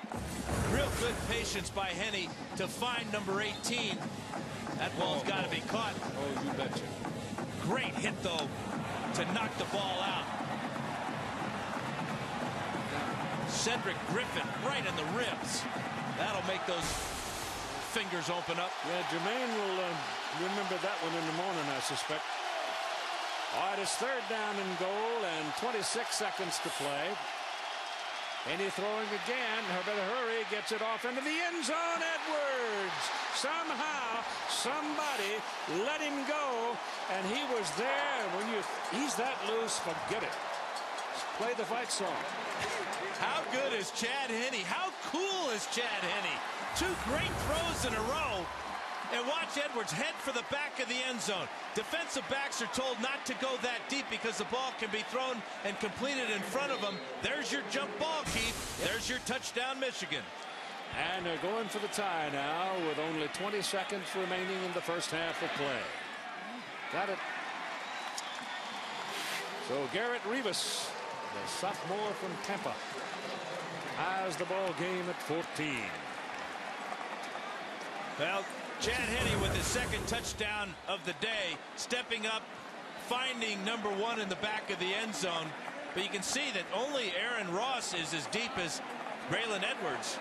And Edwards now has 2 touchdowns in the first half. Came into the game not having caught a touchdown pass in a bowl game. Braylon won the Blitnikoff Award as the top receiver in the country, and now you see why.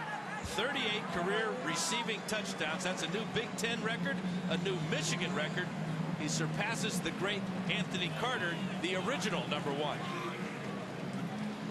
Oh, he was a greyhound, wasn't he? Oh, well, he could run through everything. This was not bad. No, he's not. But he's bigger. Well, and he's got such great ability to make a play on a ball in traffic. There was no traffic on that play. Do you ever lay in a quiet night on your ridge up in Oregon and think about, boy, if I was 25 again and had those kind of receivers to throw it to? I don't know, Keith. I had some pretty good guys myself. Ball's kicked on the ground, rolling downfield. Texas will get a pretty good field position out of this as Will Matthews picks it up and brings it back, and with 15 seconds to go, they'll have a couple of shots downfield. Stay tuned for the Ford post-game report immediately following the game. But Keith, I did dream about being 25 again. Oh, we've all done it. I'm at the point where I dream about being 55.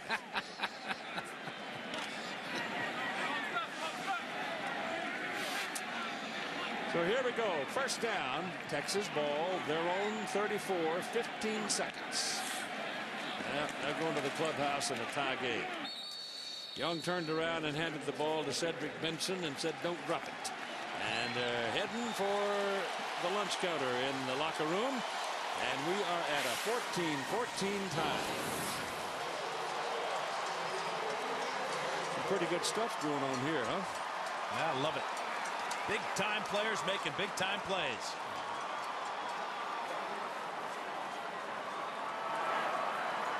Well, here's today's Nokia player comparison. Taking a look at both the running backs here, Cedric Benson and Michael Hart, both having a tough time getting underway. The plays have been made by quarterback Vince Young and by wide receiver Braylon Edwards. Now Todd Harris. All right, thank you, Keith. He's the coolest coach in the country. He comes in with a freshman quarterback, a freshman running back, but it's Braylon Edwards that is doing the job. Well, I think we've done a great job in the kicking game, Todd, and we've had some great field position for our defense because that offense is they give you a lot of problems. What do you have to do now that it's a tie game? You're starting all over again. What do you have to do in the second half to negate what Texas is doing? Well, we talked about when this game started. We want to come in here even or ahead. We're even. Now we got to play 30 minutes of the best football of the season. Good luck, Coach. Thank you. Keith. Coming up next, the Pontiac High Performance Halftime Show. After this message and the word from our ABC stations with the score. Texas 14, Michigan 14. Welcome to the SBC First Half Music Highlights featuring Phil Collins.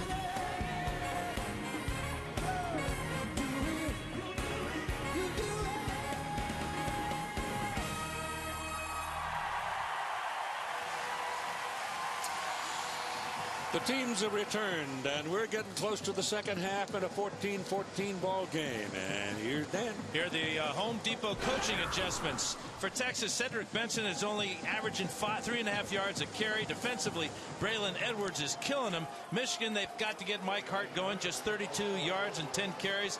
And defensively, they're allowing Texas to convert 70% of the time on third downs. 70%? 7 out of 10. Whoa. Nienberg kicked it off. Taken at the 6-yard line by Romance Taylor.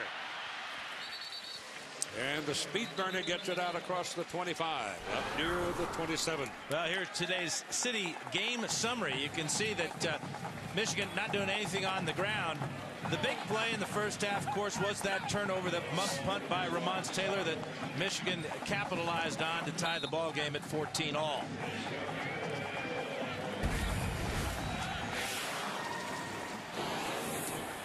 They start out with the same formation, 3 wide. Shotgun for the quarterback, Vince Young. And again, he has time to throw it, and he missed him. He missed the receiver, Jeffrey, coming open down the middle of the field.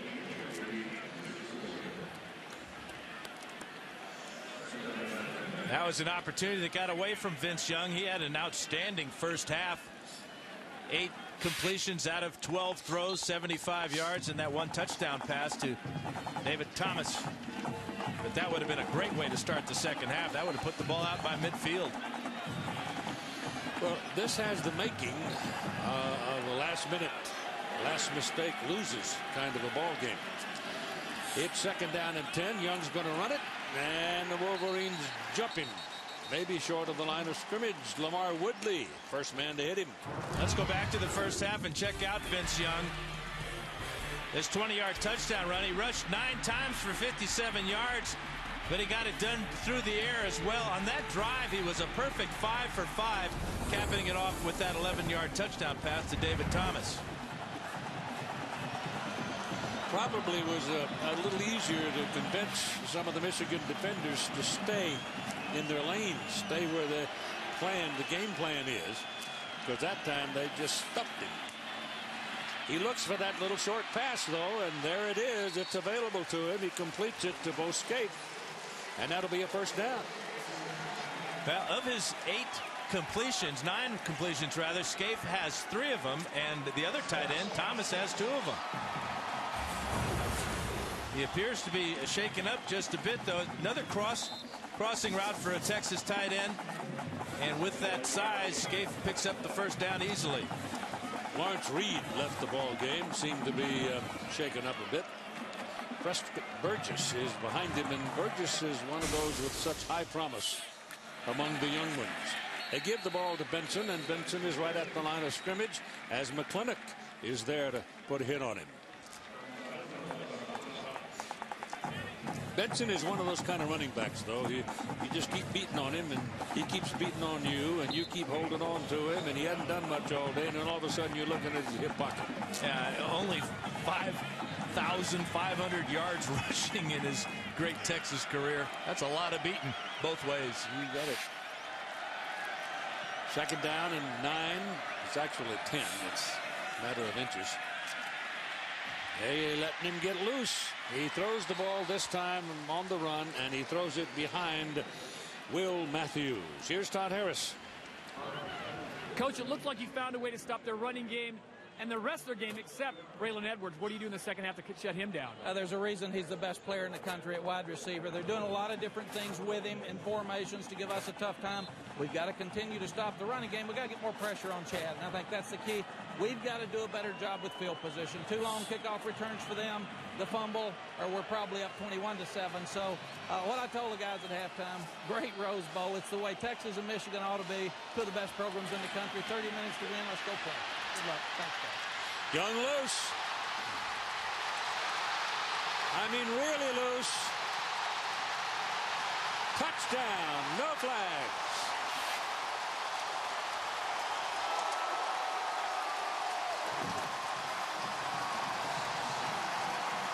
That 20-yarder he had in the first quarter was pretty nice. This 60-yarder 3 times as nice. I mean, he just shocks Michigan with this play. In the shotgun formation. Ad-libbing, seeing the opening, taking it, and then making people miss. Making good people miss. Marlon Jackson, and then outrunning Hall to the end zone. Wow. Dusty Mangum for the point. Good. 21-14 Texas at 12:53 to go in the third quarter. A spectacular run by Vince Young.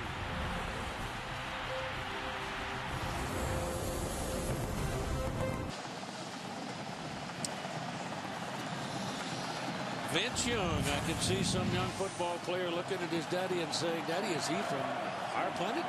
He's really something. You know, that 70% we were talking about. Well, they converted 2 third-and-longs on that drive. At the 7-yard line, Breston, and Steve's got a hole. Another big return for Steve Breston. And another Michigan drive will start right at midfield. 4th time in this ball game for Michigan. Monday night at 8 Eastern, you'll have undefeated Auburn. The Tigers meeting Virginia Tech in the Nokia Sugar Bowl in New Orleans. And Tuesday night, also at 8 Eastern, #1 USC. Southern California battling #2 Oklahoma for the national championship in the FedEx Orange Bowl. That's here on ABC Sports. And it will be my distinct privilege to sit in my rocking chair and watch it. I got one too, my friend. Can't wait. That's going to be a great one. In his pass. Whoa. Braylon Edwards took a pretty good lick from the defenders. Yeah, ball was thrown up the field for Edwards. He stopped short on his hook route. And he's lucky this ball wasn't picked off. But the Texas defenders are so intent on doing just that.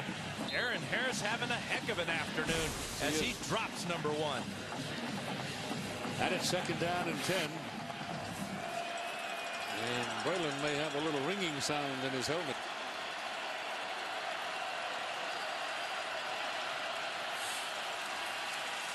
He gets the call again and can't come up with the ball. The ball was thrown low. But guess who was all over him? 2-on-1. And it's just one guy with the #2. Aaron Harris with another play. Ball again not on target from Chad Henne to Braylon Edwards. Braylon's talking to himself. Look at this effort by Harris to come from the middle of the field to break up that play. The ball resting right at the midfield stripe. That's 3rd down and 10, and Michigan spends a timeout. That first timeout comes at 12:38 to play in the 3rd quarter.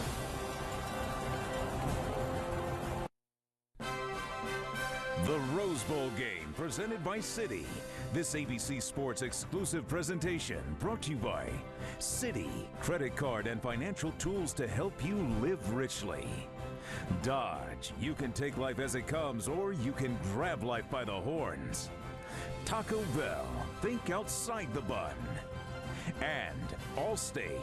Are you in good hands?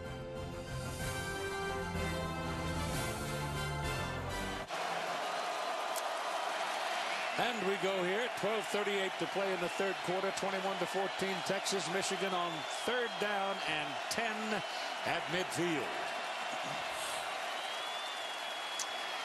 Henne steps up, throws, has a man open, pass good, caught by Breston. Steve's on the move. Breston heading for the corner. Touchdown.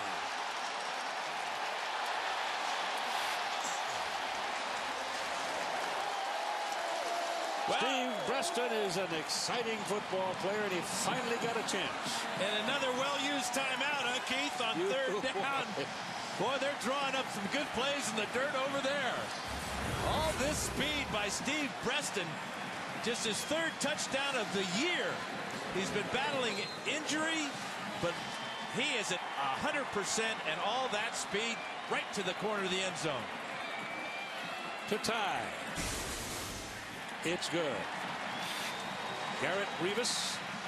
And we're even at 21 and 12:23 to play in the 3rd quarter. And watch this run by Breston. Watch him just stretch it out and get it inside the boundary. You're watching the Rose Bowl game presented by Citi on ABC Sports. 21-21 tie. Oh, we might be here a while. Fine with me. Michigan kicking off now. Nienberg. Troy hits it. Out of air under it. Received at the 5-yard line by Romance Taylor. And he comes bolting out to the 25. 26 he'll give him. You know how important that kickoff return by Steve Breaston was. That put Michigan great field position. Then on 3rd and 10, they get the touchdown out of Breaston. That's the first touchdown allowed by Texas in the 3rd quarter all season. And only given up a field goal until that great play. Well, they're playing a pretty good team. In a pretty good place. Young sets up to go deep. Throws and he gets him. No ball comes out. He had the ball in his hands, but Marlon Jackson knocked it away from Tony Jeffrey. Yeah, you knock it away and then you talk trash. And you're entitled to talk trash. Jackson is not challenged very often. It's a deep comeback route by Tony Jeffrey. Great reaction by Jackson. Again, a ball that should have been caught, but how smart was that move by Jackson to rip from the bottom up, knock the ball loose. And it's 2nd down and 10.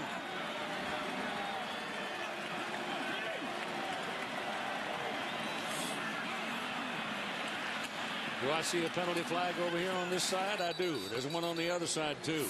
Yeah, Scott McClintock trying to time his blitz was too fast.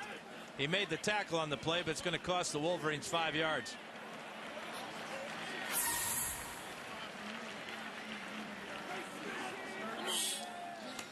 McClintock's played a pretty good ball game today, though. Number 36 on the defense. 5-yard penalty from the line of scrimmage. Repeat 2nd down.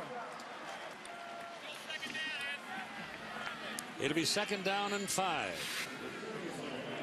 As they mark off. The penalty moves the ball out to the 31. Just a 5-yard penalty, but they had stopped Benson again. Dropped him for a loss on that play.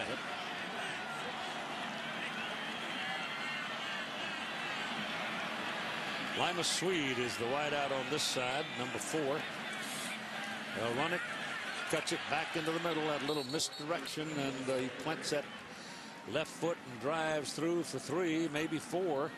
He'll be a yard short. McClintock again on the tackle. Benson showing real toughness. Got hurt on the very first carry of the day with that left knee. He got a little bit of that blue paint on his helmet, doesn't he? Yes, he does. I think he might have washed it in the clubhouse, though, trying to get most of it off. 3rd down, long one. Little quick stand up. Incomplete. And Lima Swede will remember that one as Leon Hall came over and hit him in the whiskers. I think Leon Hall will pleasantly remember it as well. Ball was thrown high, and Limas is 6'5". He's not caught a pass yet. Oh, he caught all of that maize and blue helmet. Yeah, he might have a fat lip after that one. Woo. Richmond McGee to punt. Breaston is waiting. McGee gets a good one out of there. Breaston looking around. One man coming downfield, takes away his legs, and down he goes by the pursuit. Michael Griffin again with a hit.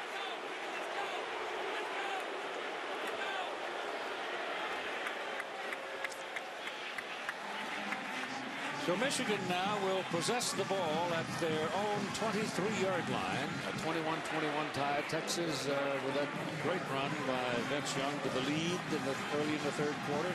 Michigan comes back with a great pass run to Breaston.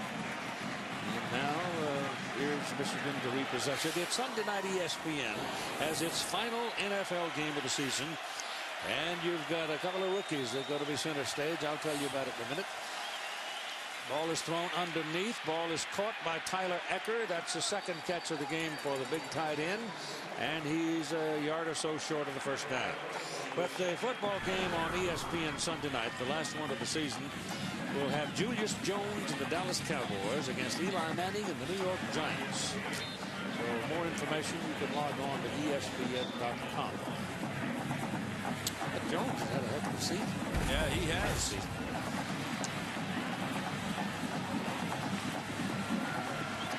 Second down, 1 now for Michigan.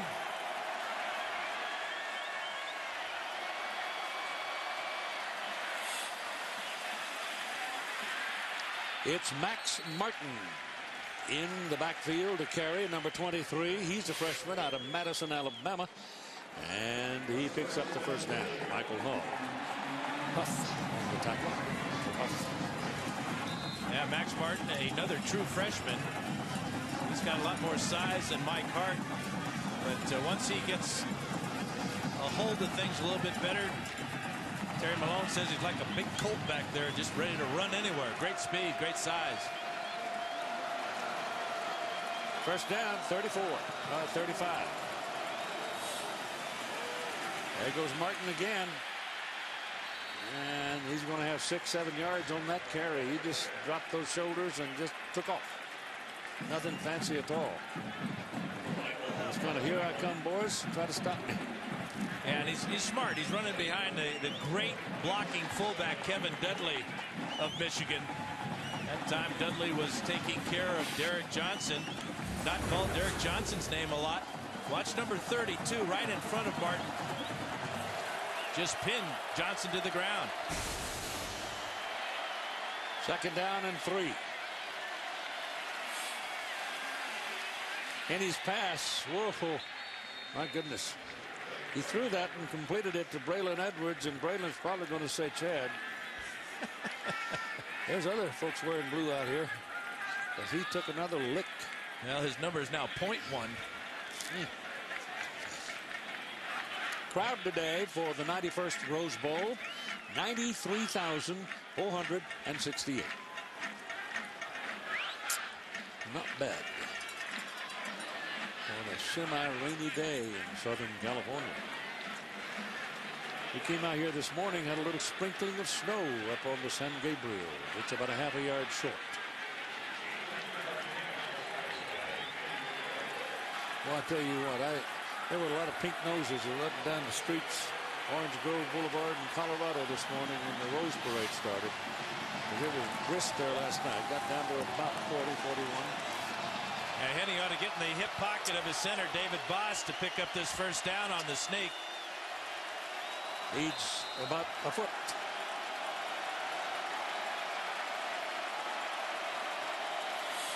That's what he did. And he's got the first down at the 46-yard line. I might say that the Big East officials have done a pretty good job today. They've kept the ball game moving along quite nicely. Yeah, we've only had 7 penalties in the entire ball game. A lot of them early in this ball game, but both teams have settled down. You can see Henny getting behind Boss and left guard Reuben Riley. 325 and 311 pounds for that first down. 8.5 minutes now in the third quarter remaining. Henny puts Braylon Edwards in motion. On the throw. Goes to the sidelines. The ball is caught by Massaquoi. And the other tight end makes the catch, and here's the penalty flag. That might be a face mask. Derek Johnson coming across was giving Chad Henny a hard time, but he got the ball to Massaquoi, and Tim made a nice catch. This ball had to be thrown just where it was. Or Massaquoi doesn't catch it. Aaron Harris catches it, and he's in the end zone going the other way. 5-yard face mask. Number 22 on the defense. 5-yard penalty from the end of the play. First down. Dennis Hennigan, the referee. Michael Simcheski, have another look here. I'll tell you the officials in a moment. Aaron Harris decides to go for the interception, but the ball perfectly thrown by Henny. There's the grab of the face mask by Michael Huff. Did get his hand off it when he realized it was on there, but still got the flag. Massaquoi comes inside as a backer. A blocker for the tailback, Hart. That's one of Mike Hart's best runs of the day, and he's down about 9 yards, very close to a first down. I'm going to do this while I got a second. Michael Simcheski, the umpire today. Matthew Fitzgerald had linesman. John Salmon line judge. James Coleman side judge. Robert Sokolowski is the field judge. Gary Danowitz is the back judge. Keith Washington, the alternate from the Big East. Well, right now, Michigan has got all the momentum. They're playing Big Ten style of football, aren't they? Yep. Just hammering. Oh, it's wide open. And tumbles inside the 10. I mean, that last trip by Giger kept him from going into the end zone. Well, he saved his best runs of the afternoon the last 2 times, Keith. But again, it's just a blast play right up the middle. Here's Dudley leading the way. He takes care of the defensive end. Great job up front as Reuben Riley is on the pole, and Michigan's in business. Going for the lead here. They've got it first and goal at the 9. It's Hart, and he's down at the 9.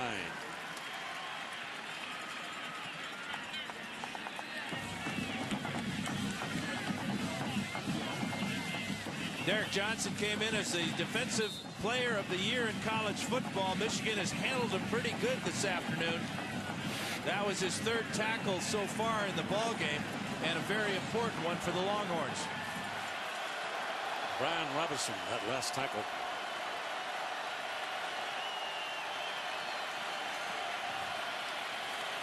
Going to throw. Got a man. Edwards, touchdown.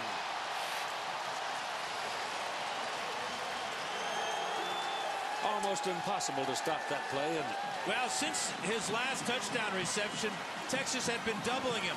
But as you get down in the field, get down in the red zone, the field shrinks. Texas, knowing they have to stop the run, they crowd the box. They single coverage Braylon Edwards here with Cedric Griffin. The slant route, Griffin playing off. You can't do that to Braylon Edwards. First time today, the Michigan Wolverines have the lead. And Garrett Rivas trying to make it a 7-point lead. And he does. So with 6:29 to play in the 3rd quarter at the Rose Bowl, 28-21 Wolverines.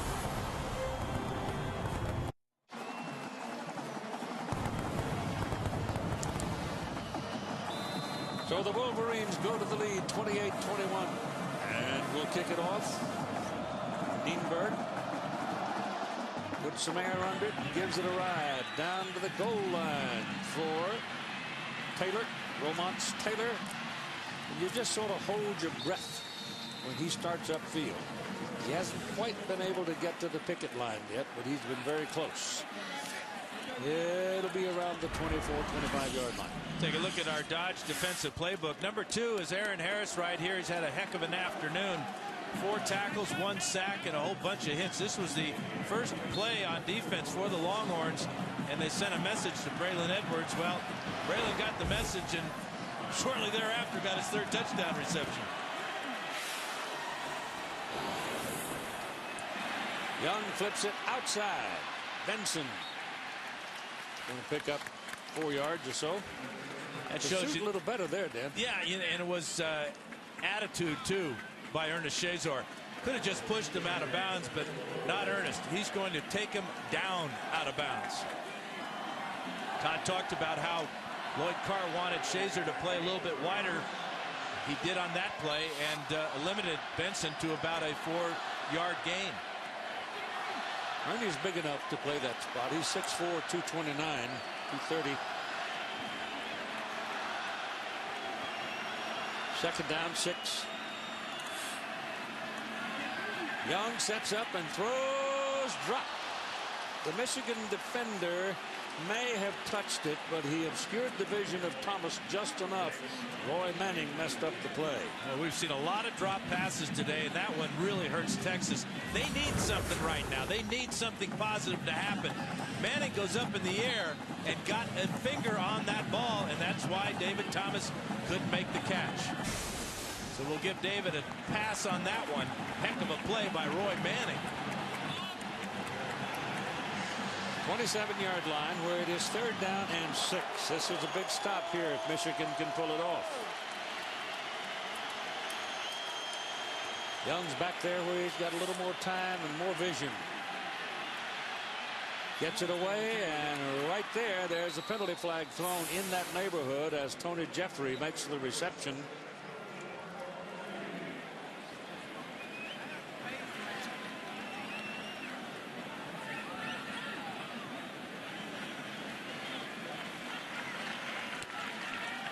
Face mask against Michigan.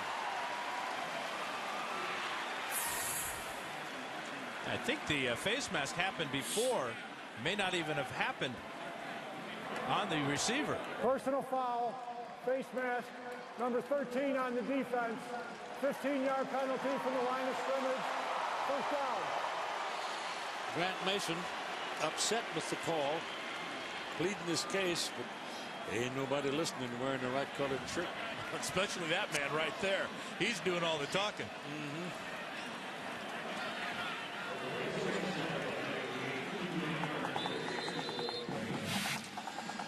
And he can talk.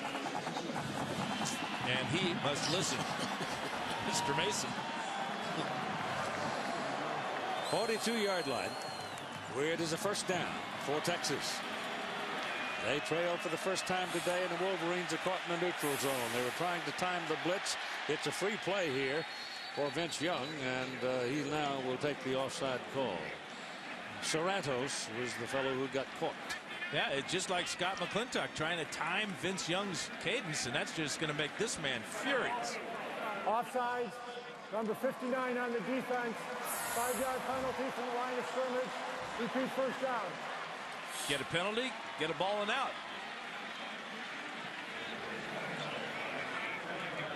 And don't walk away either. He's not done.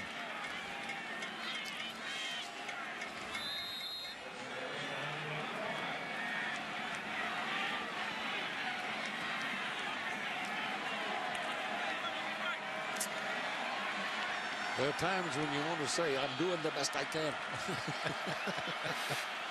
I'm only 19 years old. 1st and 5 after the penalty. And look out.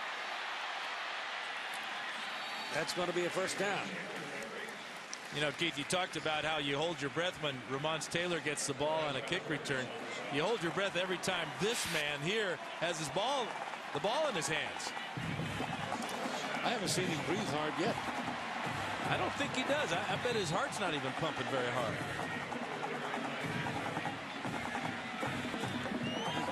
You know, and he's already over 1,000 yards rushing on the year, 1,010 yards. 1st and 10. The ball's now on the Michigan side at the 46. Young's pass down the middle, intercepted by Prescott Burgess. And Burgess takes it back to the Texas 45. Young came over and knocked him out.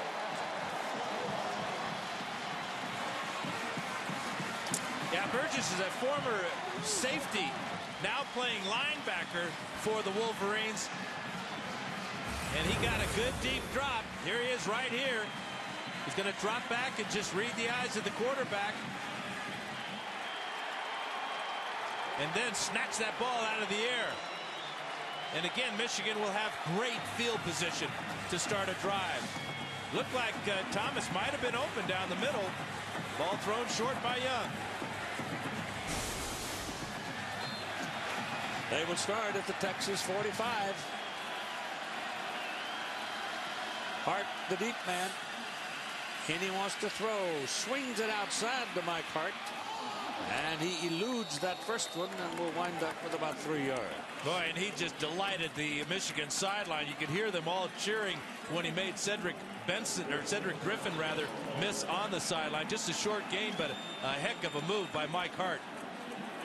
Larry Dibbles, that big old tackle, the one that brought him down. Now Max Martin is in there at tailback for Michigan, giving Hart a little rest.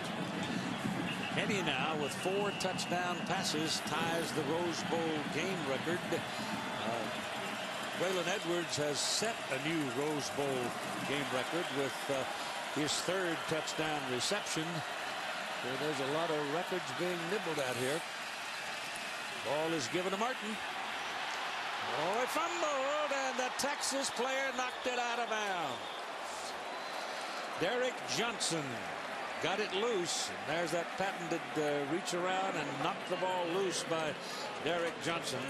But the last man to possess the ball was Max Martin, and it remains Michigan's ball. Yeah, that's that bolo punch that Benson has. That's 9 times this year he has forced a fumble. That's a new NCAA record.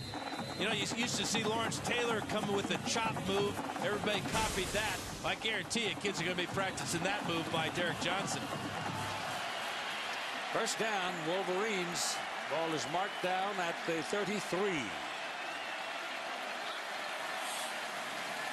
And he throws quickly to Edwards, and there's a man right there on him, and Braylon Edwards will pick up about a yard or so. Now the defensive player of the year in college football has come up with the best way to separate the ball from the ball carrier since LT. This move right here. This is a bolo punch. This is how you lead the nation, as Jason White discovered earlier this year. You know where he got that? He got it from Kid Gavilan.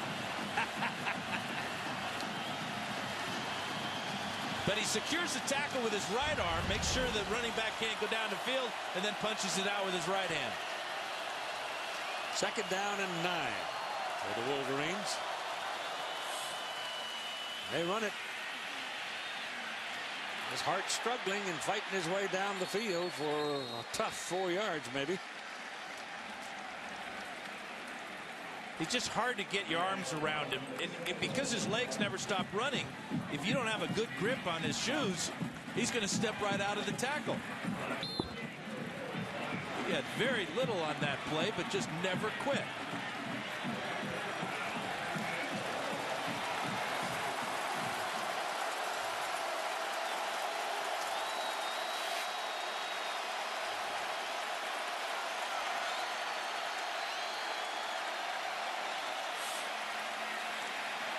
To the sidelines, a man is open and he missed him.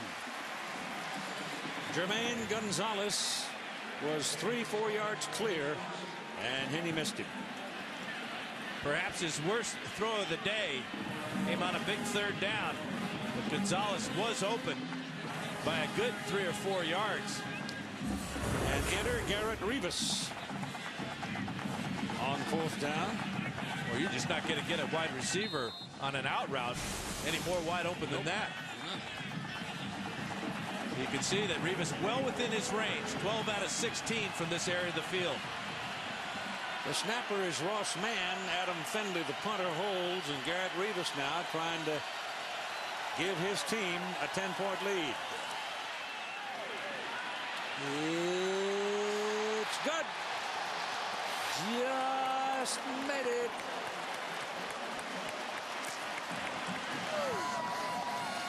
Oh, he squeezed the last air out of that one, didn't he? By the hair of his chinny chin chin. 44-yard field goal try, and it is good. And it went 45 yards. That's all it takes. That's all it takes to get the man happy. 31-21, Michigan leads. Here's Todd Harris. Well, Keith and Dan, it has been a very happy 24 hours for Coach Lloyd Carr after Garrett Rivas hit that field goal to put the Wolverines up by 10. His daughter gave birth to his new granddaughter yesterday on the 31st. Casey Carr Vigo, born December 31st, 8 pounds, 7 ounces, 20 inches tall. Congratulations to his daughter Emily and her husband Andrew Vigo. And Coach Lloyd Carr, I should know, but that's a big smile on his face. Yeah, you've been there. Michigan capitalizing on another turnover. 2 turnovers now have been turned into 10 points and a 10-point lead for the Wolverines. High kick. Flag back there when it was kicked. A return by Taylor. He's taken down a little short of the 20-yard line. But let's see about the Laundry back up the field. Got to be offsides against Michigan. You would think so. They forgot about it. Is that your flag, Charlie? Nope. Not yours? No. Who wants it? Mac wants him to tee it up again and try it again. Number 6 on the kicking team, 5-yard penalty. The ball will be re-kicked. That's Prescott Burgess. I mean, his motor's running now because of that interception. He's all jacked up, and he wanted to get back to battle and got a little bit in front of everything. Well, that's a killer penalty, too, because Longhorns got nothing out of that return. Golden Globe nominee Jennifer Garner stars in a new season of Alias. The 2-hour premiere event begins Wednesday at 9/8 Central, only on ABC. They'll back up now to the 30-yard line to tee it up this time.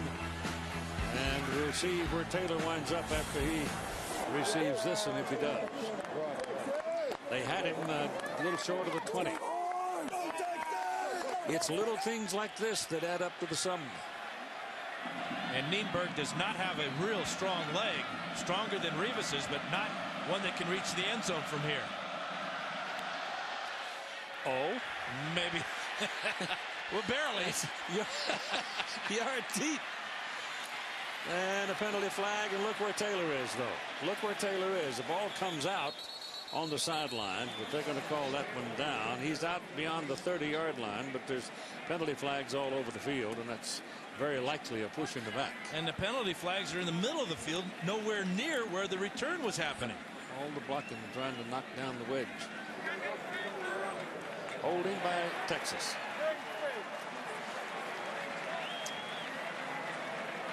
So I apologize to young Troy Nienberg. Did indeed reach the end zone from the 30. But Taylor moved it 10-12 yards farther up the field, but the penalty is going to take care of that. Aerial coverage of the Rose Bowl game presented by Citi and being brought to you by Tostitos. Pittsburgh and Utah over in the Fiesta Bowl tonight. You'll see it right here on ABC as soon as we get through. From the 21. Young throws, trying to get him some one-on-one out there, and it worked for them. It was Ramont Taylor, the tailback, who had gone out into that wide spot. Michigan had one man out there covering him, and he was picked off, and the play results in 7 yards. He's lined up as a wide receiver, trying to get a block here from Tony Jeffrey. And there's that burst of speed by Taylor. He's going to be very involved in this Longhorn offense next year with the graduation of Cedric Benson. That's a play that I saw Texas Tech use the other night, time after time. So did Cal. So did Cal, yeah. Oh, and it worked. I mean, it worked. And it worked again here. 30-yard line. It's just a long pitch out, I guess, huh? Well, when you have a wide receiver with running skills like Taylor, it's a very smart play. You get your wide receivers out in front. And these Texas wide receivers are used to blocking. They don't catch a lot of passes. Tony Jeffrey, their leading receiver on the year with just 29 coming in. They're primarily here to block for Benson and Young, and that time Taylor. So it's 3rd down and 1. Benson got it. That little skip move that he has, and he does it with power. Will Matthews helping him along, and the first down is easy. And when you've gained as many yards as Cedric Benson has, you're going to be patient, especially on 3rd and short. Let your blocking develop. Let your fullback take care of the linebacker, as Matthews does that time on Burgess. Here's that little skip move right to the outside, then up the field. First down, Texas. On the 31. I mean, 36. Excuse me. 36. Young still got it. Shopping around. 2 men missing. 3 men missing. 4th one got it.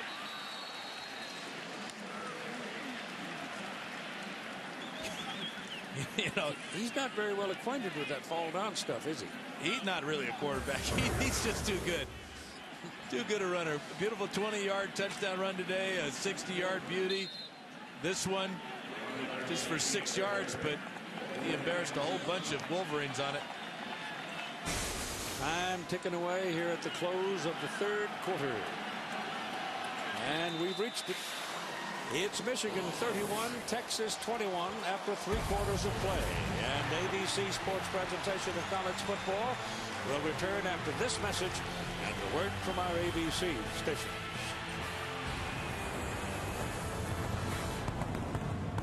You're watching the Rose Bowl game presented by City on ABC Sports. The final quarter of the first time ever Texas and Michigan has played each other in football. And it's happening in one of the grand old arenas of the world, the Rose Bowl, presented by City. And it's Michigan leading 31-21. Texas with the football, 2nd down and 5 at their own 42.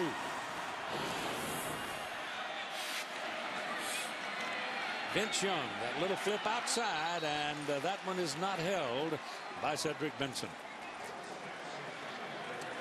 A lot of key plays in this ball game. Basically, it's been turnover and then scores. The story of this one. Ramons Taylor muffing that punt. That led to Braylon Edwards' 2nd touchdown catch of the day. 18-yarder tied the score at 14. And then Prescott Burgess with the interception. And that led to this 44-yard Garrett Rivas field goal to give Michigan a 10-point lead. And it's 3rd down and 5 right here for Texas. They haven't been stopped too many times. There was 70% in the first half on 3rd down play. Whoa, the blitz was coming. The pass is dropped by Will Matthews out of the backfield. And it was Marlon Jackson running downhill right into Vincent Young's face. And they'll have to punt it. Yeah, the corner blitz dialed up by Jim Herman couldn't have happened at a better time, because if Matthews catches this ball, he's still going to be short of the 1st down.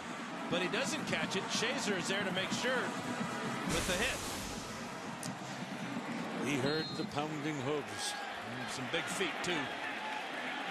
4th down for Richmond McGee. Steve Breaston is waiting.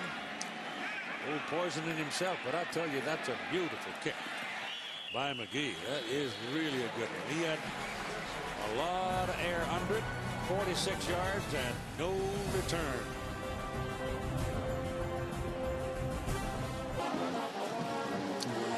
.41 remaining in the ball game.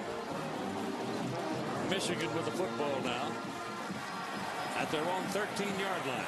They had their stop. Now they got to get out of a hole here because there's not a whole lot of room at their back. They lead by 10. Henny looking around, throws a bullet. Braylon Edwards catches it, and there are 5 Texans beating on him.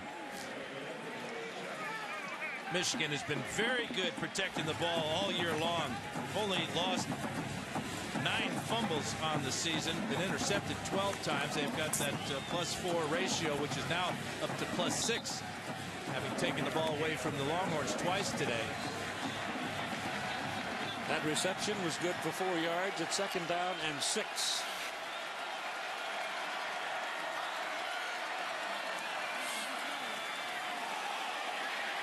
And Max Martin is in trouble. That's Mike Hart. All right, Mike Hart. Ridden down by Derek Loki, 275-pound freshman tackle. Might be man-sized if he eats his cornbread. Freshman. Working against another freshman, Michael Hart. He gets, all Loki did that time was beat David Boss to the ball carrier. The great center for Michigan. What a play for a true freshman. And the loss is all the way back to the 10-yard line, which makes it 3rd down and 13. Henny has some time and throws good to Breaston. And Breaston will get it out to about the 20. But that's short of the 1st down by 3 yards. And Michigan's going to have to punt. That'll give Finley, though, a little bit more room, more breathing room for his punt.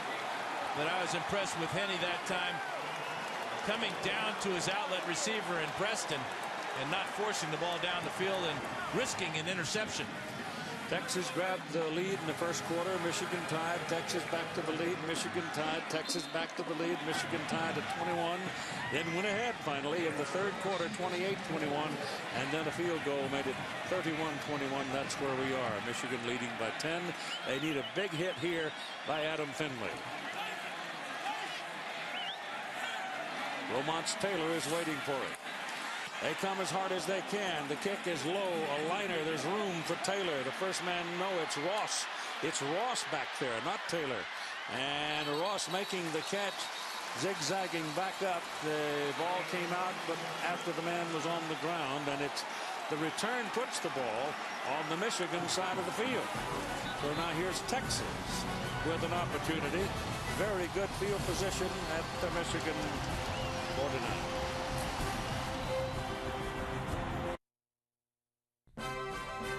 The Rose Bowl game presented by Citi. This ABC Sports exclusive presentation brought to you by Citibank. Thank you from Citi, a new kind of rewards program from a card you can count on. Tostitos. Nothing brings people together like Tostitos chips and salsa. Tostitos. Share something good. The Home Depot. You can do it, we can help. And Chevy, an American revolution, supercharged for 2005. And with 59 to play by the length of the ball, it is on the Michigan side of the field as Texas comes up, first down. Cedric Benson is the single back behind Vince Young. Young looking around. Throws to the sidelines, has a man there clear, and the play's good for 9 yards. It's Tony Jeffrey.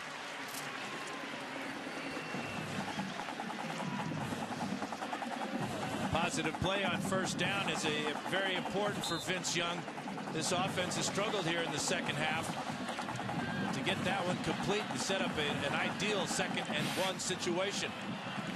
This may be the best starting point that Texas has had. In fact, it is the best starting point they've had all day.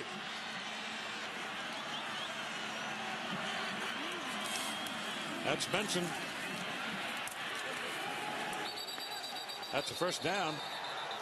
They keep wrestling with him and finally tumble into the sidelines, but he's sneaky quick when he goes to that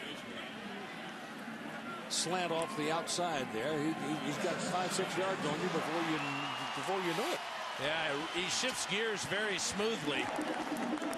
Ryan Mundy with the tackle and takedown there in the Michigan bench. You're going to have a tackle like that and a takedown. You always want to do it on your sideline. Oh, yes. Benson now 19 carries down for 66 yards. That's he's been averaging about 160 yards a game, so they've handled him some today. Young's got it, throws, he's got a man out there, and he caught it. The defense just got caught, and Scaife kept waiting and waiting and waiting, and finally the ball arrived and Bo caught it. And Vince Young was under a whole lot of pressure. Linebacker Scott McClintock on the blitz here. Watch him get in right into the grill of Vince Young. Good job by McClintock. Manning is there as well. Ball was up in the air for an hour. And Scaife stays with it before Shazer can get there. And it's a first down inside the 20-yard line. Young is caught, gets away, throws, sideline, pass caught. My goodness, it looked like he's sacked. But he finds David Thomas and drills him on the sideline, and now Young who is that hurt down there? Is that Young? Well, he got hit in the back, roughing the passer against Michigan. Yep. What an unbelievable effort by Young. Gets away from the tackle there by Jamar Adams, and then gets hit by Joey Sorrentos for the penalty. Thomas with his feet in bounds, and now Texas will be inside the 10. That was not a smart play. A personal foul hit him in the back like that because the play was over. Ball was downfield and caught by Dan almost. What strength for Young to pull out of the tackle by Adams. Thought he had him for about a 10-yard loss. It's on the 7-yard line. First down and goal. Well, they're saying the 6 because it's just inside the 7. This is Young keeping it and caught and taken down. And that was an excellent decision by Vince Young not to pitch that ball. Michigan had that option play played perfectly. They had a man for the pitch man, Benson, and they just gave Young no option at all. Woodley with another play at the line of scrimmage. Yeah, he's played very well. Yes, he has. Played a lot as a freshman, as a linebacker last year, and this year now playing defensive end tonight. Benson. Oh, they got him at the 10. The defense reacted very well and pursued very well. Marlon Jackson and Prescott Burgess. And they take him down at the 10. That was that zone read play again. And you can see that Michigan wants Benson to have the ball and not Vince Young. Look at this pursuit. This is why Burgess is in the game. Former defensive back playing linebacker with that speed runs down Cedric Benson. It's 3rd and goal, Texas at the Michigan 10-yard line.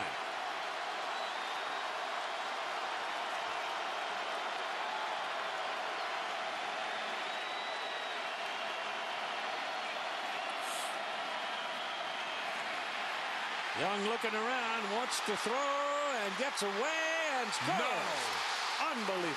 No. How in the world? He got away from Patrick Massey. Massey had him, and he just wiggled right out of there and ran for the touchdown from 10 yards out. Yeah, he's 6'5", 225, and his heart is just as big. Look at the tackle there by Massey. Oh, no tackle. Watson can't get him. Adams misses. He glides into the end zone. Oh, we've seen some plays today. Whoa. Dusty Margin in for the extra point try. Mangum, Dusty Mangum. Dusty not very big. 5'11", 175, but he got a lot of leg, and it's good. And so we are at a 3-point ball game. 31 Michigan, 28 Texas, 8:51 to play.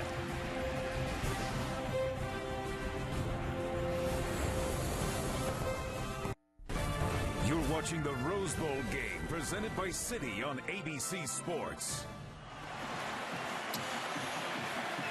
It's a 31-28 ball game. Michigan leading by 3. You've heard of guys taking a team and putting them on his shoulder. You're looking at it right there, number 10. Here's the kick. 2-yard line. Steve Breaston. Slowed down just enough. And taken down at the 25 just when it looked like Steve thought he might have a hold. Well, let's take a look at that man who's put this Longhorn offense on his shoulders. 20-yard touchdown run for Vince Young. He's just been invincible in this ball game. 60 yards on this one. And then that remarkable 10-yarder right here just moments ago. He's responsible. He's thrown a touchdown pass as well, so he's had a hand or a foot or two in all 4 of Texas's touchdowns. Now let's see if Michigan can respond. Their 10-point lead is shrunk to 3.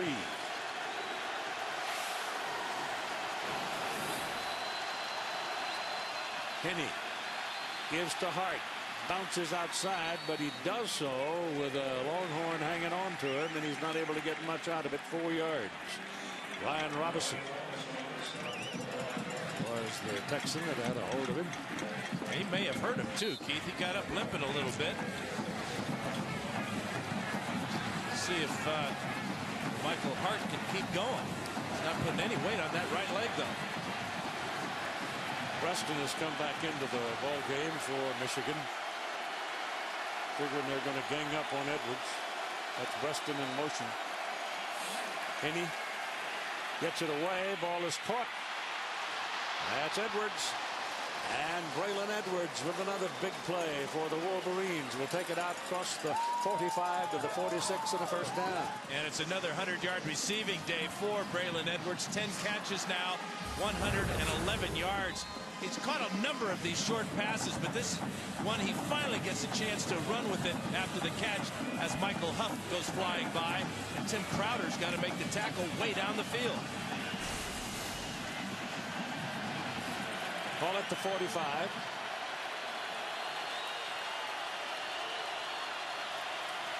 Henny on first down. Little pitch back. Lets it go. Too long.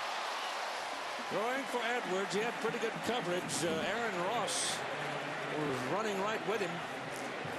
But Chad Henne will know, and I knows right now, that you don't overthrow number one, even if he has tight coverage by one man or sometimes two men.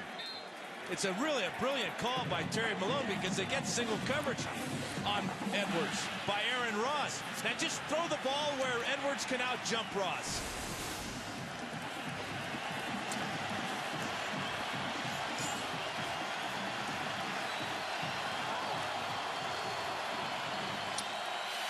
Carl Tabb is in there, and he's coming around on a fake reverse.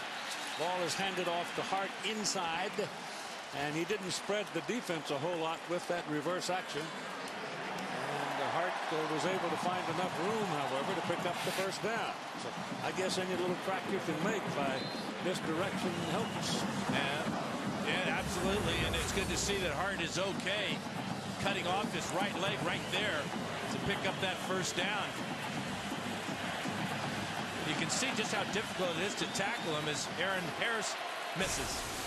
Ball is inside the 45 of Texas now, and the ball is snapped directly back to Hart. It's Breston. Yeah, it's the Breston package. He's had a he had that one sequence in which he returned the ball to midfield and then scored on that long pass run. And he was a high school quarterback of some note, so he has no trouble going back in there and lining up deep. Yeah, he's got 254 all-purpose yards. You can see just how difficult it is to find him and bring him down. They did that a couple of times when he was a freshman, and it worked.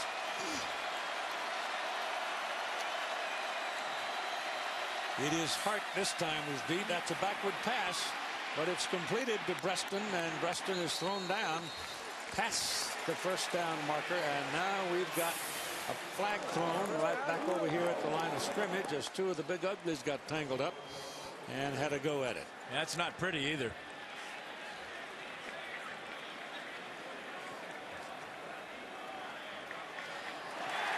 That's a personal foul against Texas. That gets a wistful look out of Mac Brown.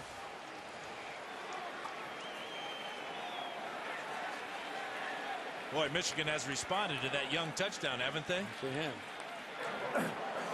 Personal foul, face mask, number 59 on the defense.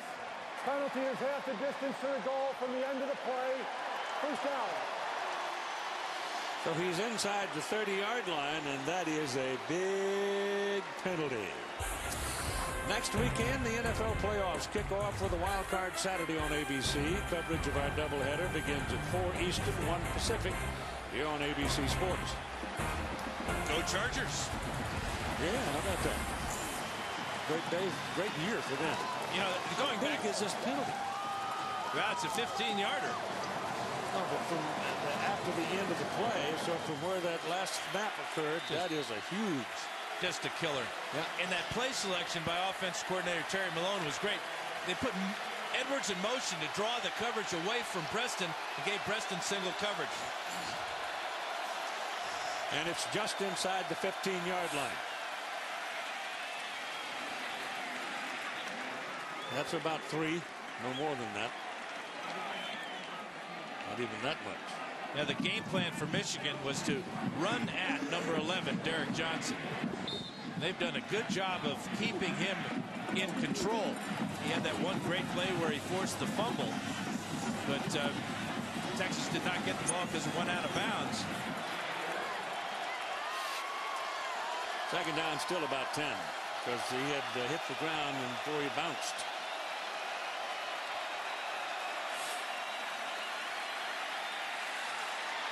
Incomplete. Intended for Jermaine Gonzalez. Feeling apparently being that since they've been burned by Edwards and Breston, they tried Gonzalez, but he drew a crowd. Texas secondary is pretty tough. And they got good size, too. Huff, 6'1", 205. Giegers, 205. Both corners are 6-footers.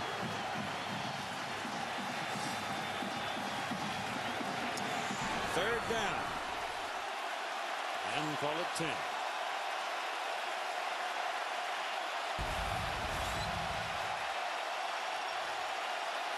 Texas coming.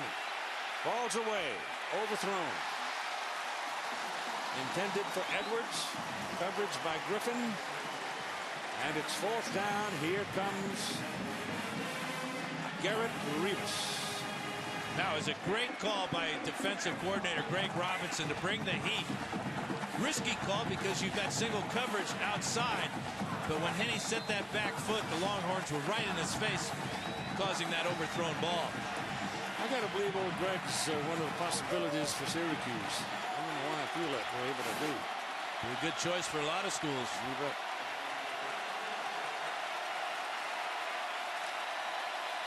All right, here's a 32-yard field goal try. It's up. It looks good, and it is.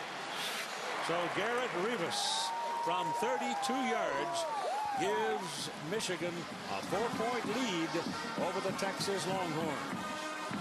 6:09 for play. That is the new Rose Bowl trophy that will be awarded in this, the first year of its run. Kind of ironic that it's not the usual Big Ten, Pac-10, but it's not. And here's the kick by Nienberg. Line drive, back to the goal line goes Taylor. Look out, hold up the middle of the field, and he went for it. Got across the 30-yard line, and so the Longhorns now trailing by 6. Start with pretty good field position. Well, they took advantage of great field position last time they had the ball, going 50 yards and having it capped off by Vince Young. Look at this afternoon and evening for this young man. Dennis Hennigan just threw that ball out of the game. I mean, he probably worn that one out. Boys, give us another. So here come the Horns, down by 6. They got 6 minutes and 3 seconds on the clock.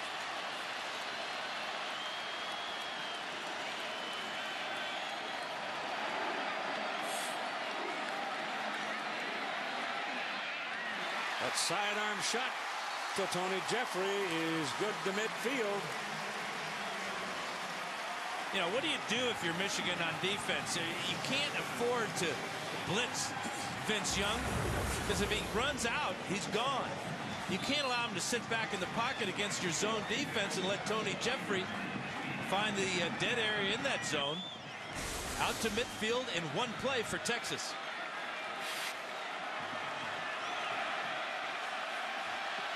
When you're getting 17, 18 yards of play, that'll get it done all right. Here he comes now. He almost starts to break out, sees the man downfield. The pass is completed to David Thomas. David Thomas rumbles on down inside the 25-yard line. In 2 plays now, they're sitting down on the Michigan 23. Offensive line giving Young a lot of time to throw. But look how wide open after Young breaks the pocket his tight end is. Gets behind Pierre Woods, and Marlon Jackson's got to come up to make the tackle. And that tackle hurt Jackson. Yeah, it did. Marlon got up pretty tenderly. Boy, if I was Texas right now, I'd go after him with Limas Swede down at the bottom of the screen. Look at him. He's groggy. He may be checking the play right now. He changed it at the line of scrimmage. Rolls it left, though. Look at this. Look out. There's your touchdown.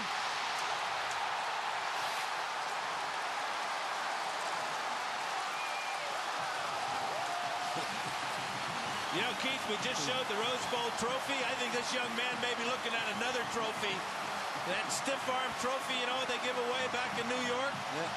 That is definitely in his future. What a game Vince Young has had. Run all the way. He's pointing to who wants to block for him. He doesn't need blocking. One block. Tony Jeffrey, touchdown, Texas.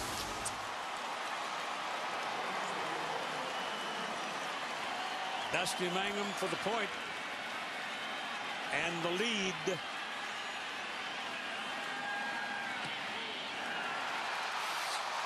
Squeezed it up and through. It wasn't terribly decisive, but it worked. And it's Texas 35, Michigan 34. You got 4 minutes and 56 seconds to play. Ooh-wee.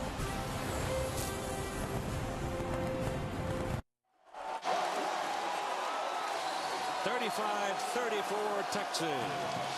5 touchdowns responsible for when Fielding Yost brought his point-a-minute guys out here and beat Stanford 49-0 in the very first Rose Bowl game back in 1902. Neil Snow of Michigan had 5 touchdowns he was responsible for. Well, Vince Young has now matched that record. At the 3-yard line, Steve Preston.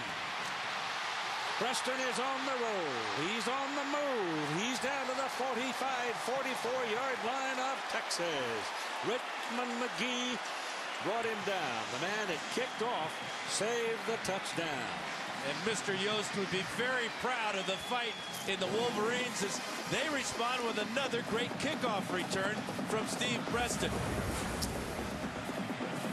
Well, you know, he doesn't even get a hand laid on him as he goes through the wedge. Good job there by McGee to keep him from going all the way. 53 yards for Preston, as he's over 300 yards in all-purpose yardage. 43-yard line of Texas, first down Wolverines. Hart in the middle, pops loose. And is very close to a first down. They'll measure. Well, Michigan's got their heart pumping now. Again, they go back to their basic.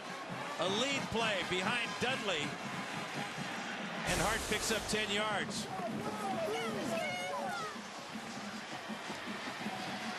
Michigan gained the lead in the third quarter. Went up by 10 points. Texas had fought back. And now leads 35-34 with 4:42 to play in the ball game. And Keith, Garrett Rivas' longest field goal in his career is 47 yards. They need about 5 yards to get him within that range. Well, they just picked up a first down, so they'll keep grinding at it. Absolutely.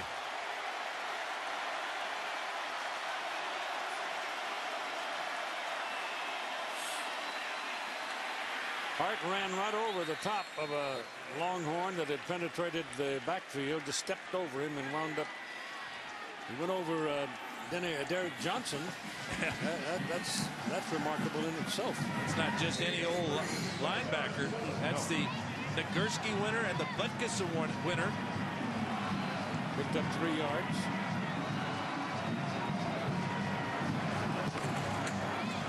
Michigan has 2 timeouts. Texas 3.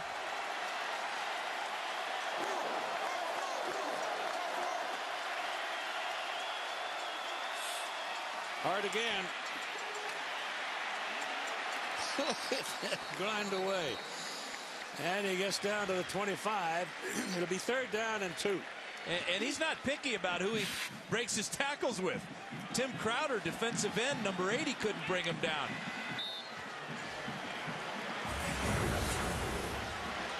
Watch Crowder, number 80, come up, try to wrap him up. He gets lower than Cedric Griffin and gets close to a first down. Get out of the pads. Low slung, strong guy like that can do you some damage. Kenny now wants fullback to move a little bit.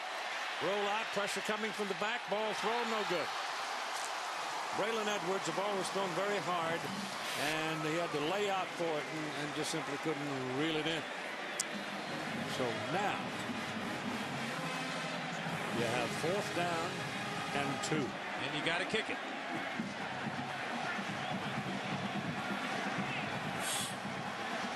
Rivas is out, number 38. Combination has to work. Ross Mann's snap has to be right. Adam Fenley's hold has to be good. And Rivas has got to lay the leg on it because this is a 42-yarder for the lead.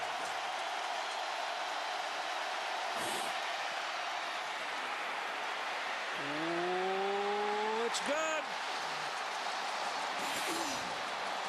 That was a squeezer.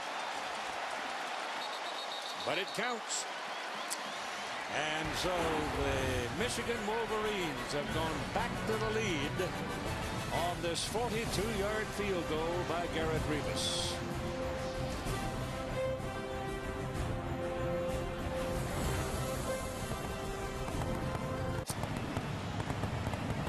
All right, Michigan's about to kick off to Texas, leading 37-35 with 3 minutes and 4 seconds to play in what has been a terrific Rose Bowl football game.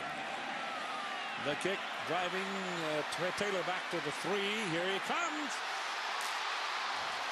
Good return by Taylor, just a breath away from perhaps going all the way. And again, the special teams provide excitement. Coming up right after we finish here, undefeated Utah against Big East champion Pittsburgh in the Tostitos Fiesta Bowl. The Bowl Championship Series continuing next right here on ABC Sports. Vince Young now. The season end in his hands. So far, he's handled it pretty well. Steps out, fakes it, runs out of bounds. Got at least 9 yards, close to 10 on the play. And his britches are pretty clean too, Keith, aren't they? Has he been knocked down at all today? Hardly. I mean, he just glides through people. Steps up nicely, looking downfield. Good fake there to freeze the defense, and then safely out of bounds. Senses pressure as well as anybody I've seen in a while. Mangum's career long is 52 yards this year against A&M. And Michigan's lead is only 2 points. This is Cedric Benson carrying the ball, and he's got close to 4 yards on the carry. And don't forget about Cedric Benson. He popped out of there in an ivy.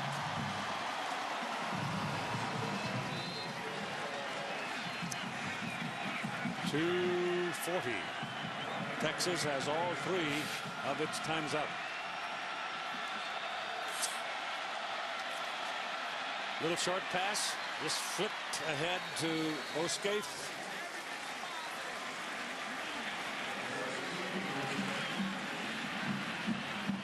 That quick, 7 yards. And right back to the line of scrimmage. Young can call the play here, not in a big hurry. Just let that clock keep rolling.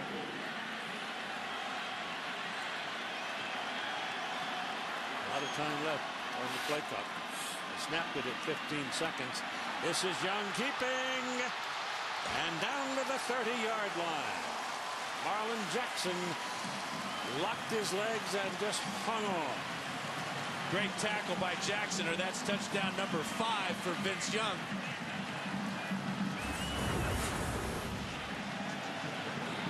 There's that first play of the game, the zone read play. Decided to keep it. Good decision. Great tackle by Jackson. 181 yards on 18 carries and the 4 touchdowns.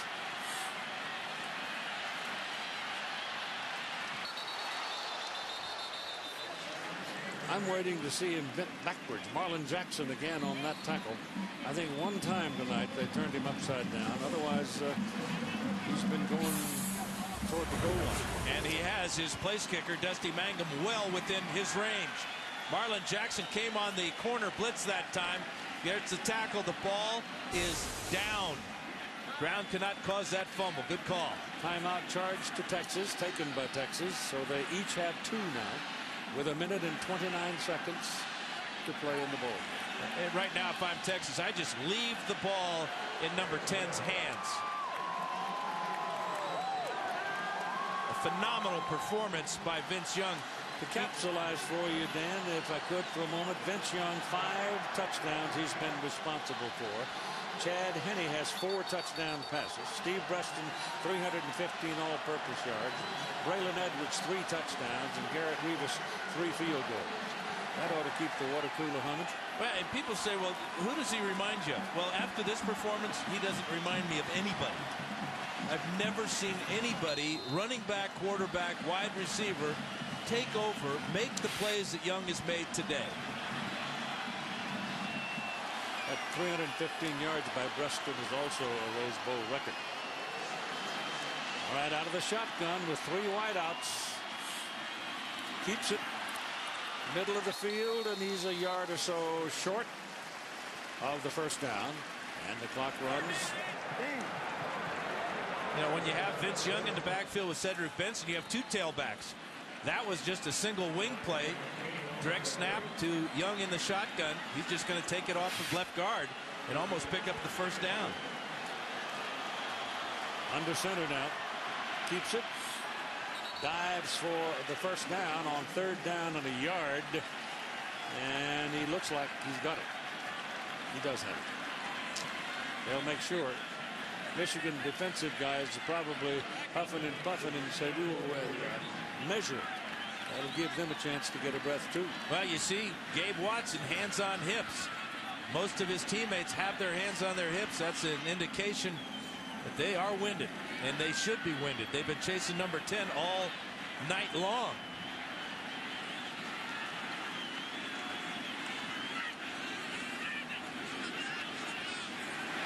Got it. But if I'm Texas, I don't quit attacking. I let Vince Young deal. 59 seconds. Run that read option play. Either give it to Benson or keep it himself. Don't put the game on the foot of Dusty Mangum. Win it yourself, Vince. They got 2 first downs, 2 timeouts to work with, and they've got a first down at the 20. And Benson is going to lose a little bit of that. Lamar Woodley again. I kind of look forward to seeing him next year. He's liable to be a whole lot of trouble for somebody. Texas uses that second timeout, Keith. Well, they probably want to give some of the guys in the trenches a little chance to get a breath too, because they've been working pretty hard. This has been a remarkably good college football game. It started a little slowly because it's been a long time since these 2 teams have played a game. But the last 3 quarters, ooh-wee. I don't know when I've seen a better one. You're absolutely right, Keith, and you would expect that from these 2 great football teams. Great tradition, and I got a feeling that they will be seeing each other in the future. They should play some more. When the next 37 seconds are gone, regardless of the outcome, it can be said that they fought the battle, they left everything on the field. I think both can say that. Well, one of them can say Vini Vidi Vici. Ah, yes. How sweet the wine. No, wrong play. Loser.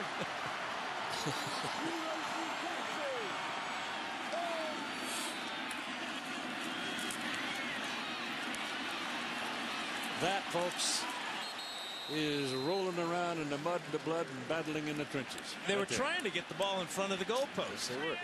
But Benson wouldn't quit running, and he took the ball all the way to the far hash mark. Like it. Now, I guarantee this next one will be a sneak or a move by Young to slide down that line of scrimmage to place the ball dead square in front. No, it won't either. There's only 4 seconds. 3. Yep. 2. Timeout. That's the last. So now Dusty Mangum is going to have to jack it up from the far half. But he swings the right leg. 10 of 14 on the year. You can see that he is well within his range here. But he has struggled a bit. 5 out of 9 there. Well, the coach is out there visiting, got him to laugh a little bit. That helps. Then you can laugh a little bit. And you know that Michigan is going to spend their timeouts right here to try to freeze icing a little. I'm not sure who it helps more, the coach or the kicker. Yeah, I agree. I'm sure the coach feels a little better after a small smile. But yep. And also, I don't know about the icing or the attempt to get the pressure or increase the pressure. I don't know if extra timeouts do that or not. But you know what it does do, Keith, though? It gives your guys a chance to rest and to build up the energy necessary to get penetration and maybe get a block. Now they call a timeout just in the last second. That just is a mind game they're playing now with Dusty Mangum. Let him get in position, get ready to kick. The last second called timeout. They got one more. Got 2 seconds remaining on the clock. If he succeeds with the field goal, Texas goes to the lead and wins the game, 38-37. If he misses, Michigan wins 37-35. Fiesta Bowl, Tostitos Fiesta Bowl, coming up right after this is over with Utah. Utah's got a landmark ball game themselves. They've intruded on the BCS party this year. Great season. And Pittsburgh, it's kind of ironic, you know, that Urban Meyer's leaving Utah to go to Florida, and Walt Harris is leaving Pittsburgh to go to Stanford.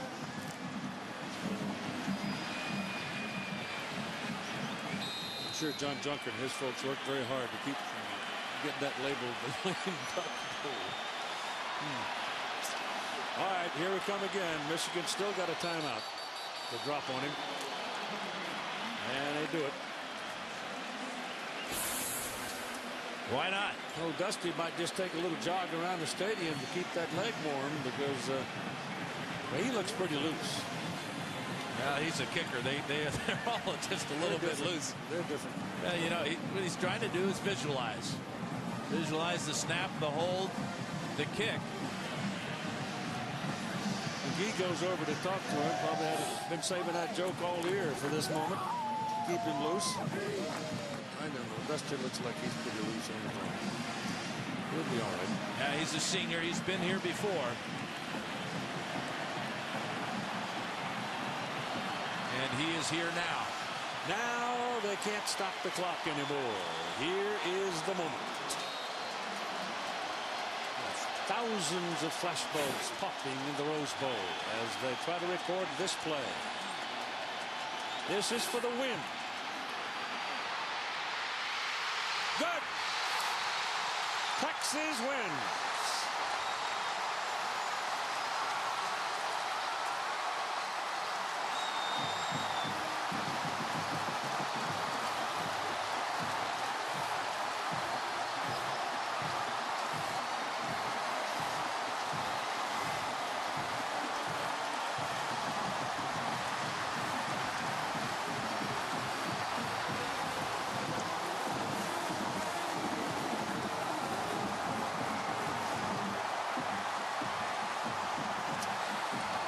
Noble in defeat are the Wolverines. Joyous in victory are the Longhorns. Mack Brown said these people do not want to be the first Texas team to come to the Rose Bowl and lose. They did not. Here is Todd.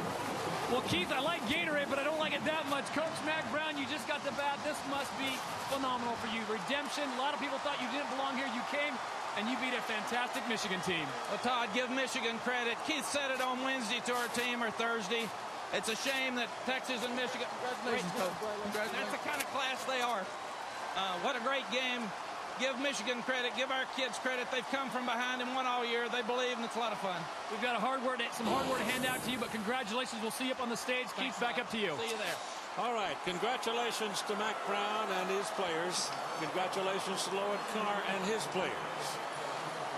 It was indeed a noble effort by both sides. A 37-yarder that goes about 38 yards for Dusty Mangum. Just enough, just inside the right upright. And go crazy, Texas. And once again, your final score. The Texas Longhorns 38, the Michigan Wolverines 37. Coming up, the BCS continuing as Utah meets Pittsburgh in the Tostitos Fiesta Bowl next on ABC Sports. We are pretty sure you enjoyed it. Happy New Year. Good night.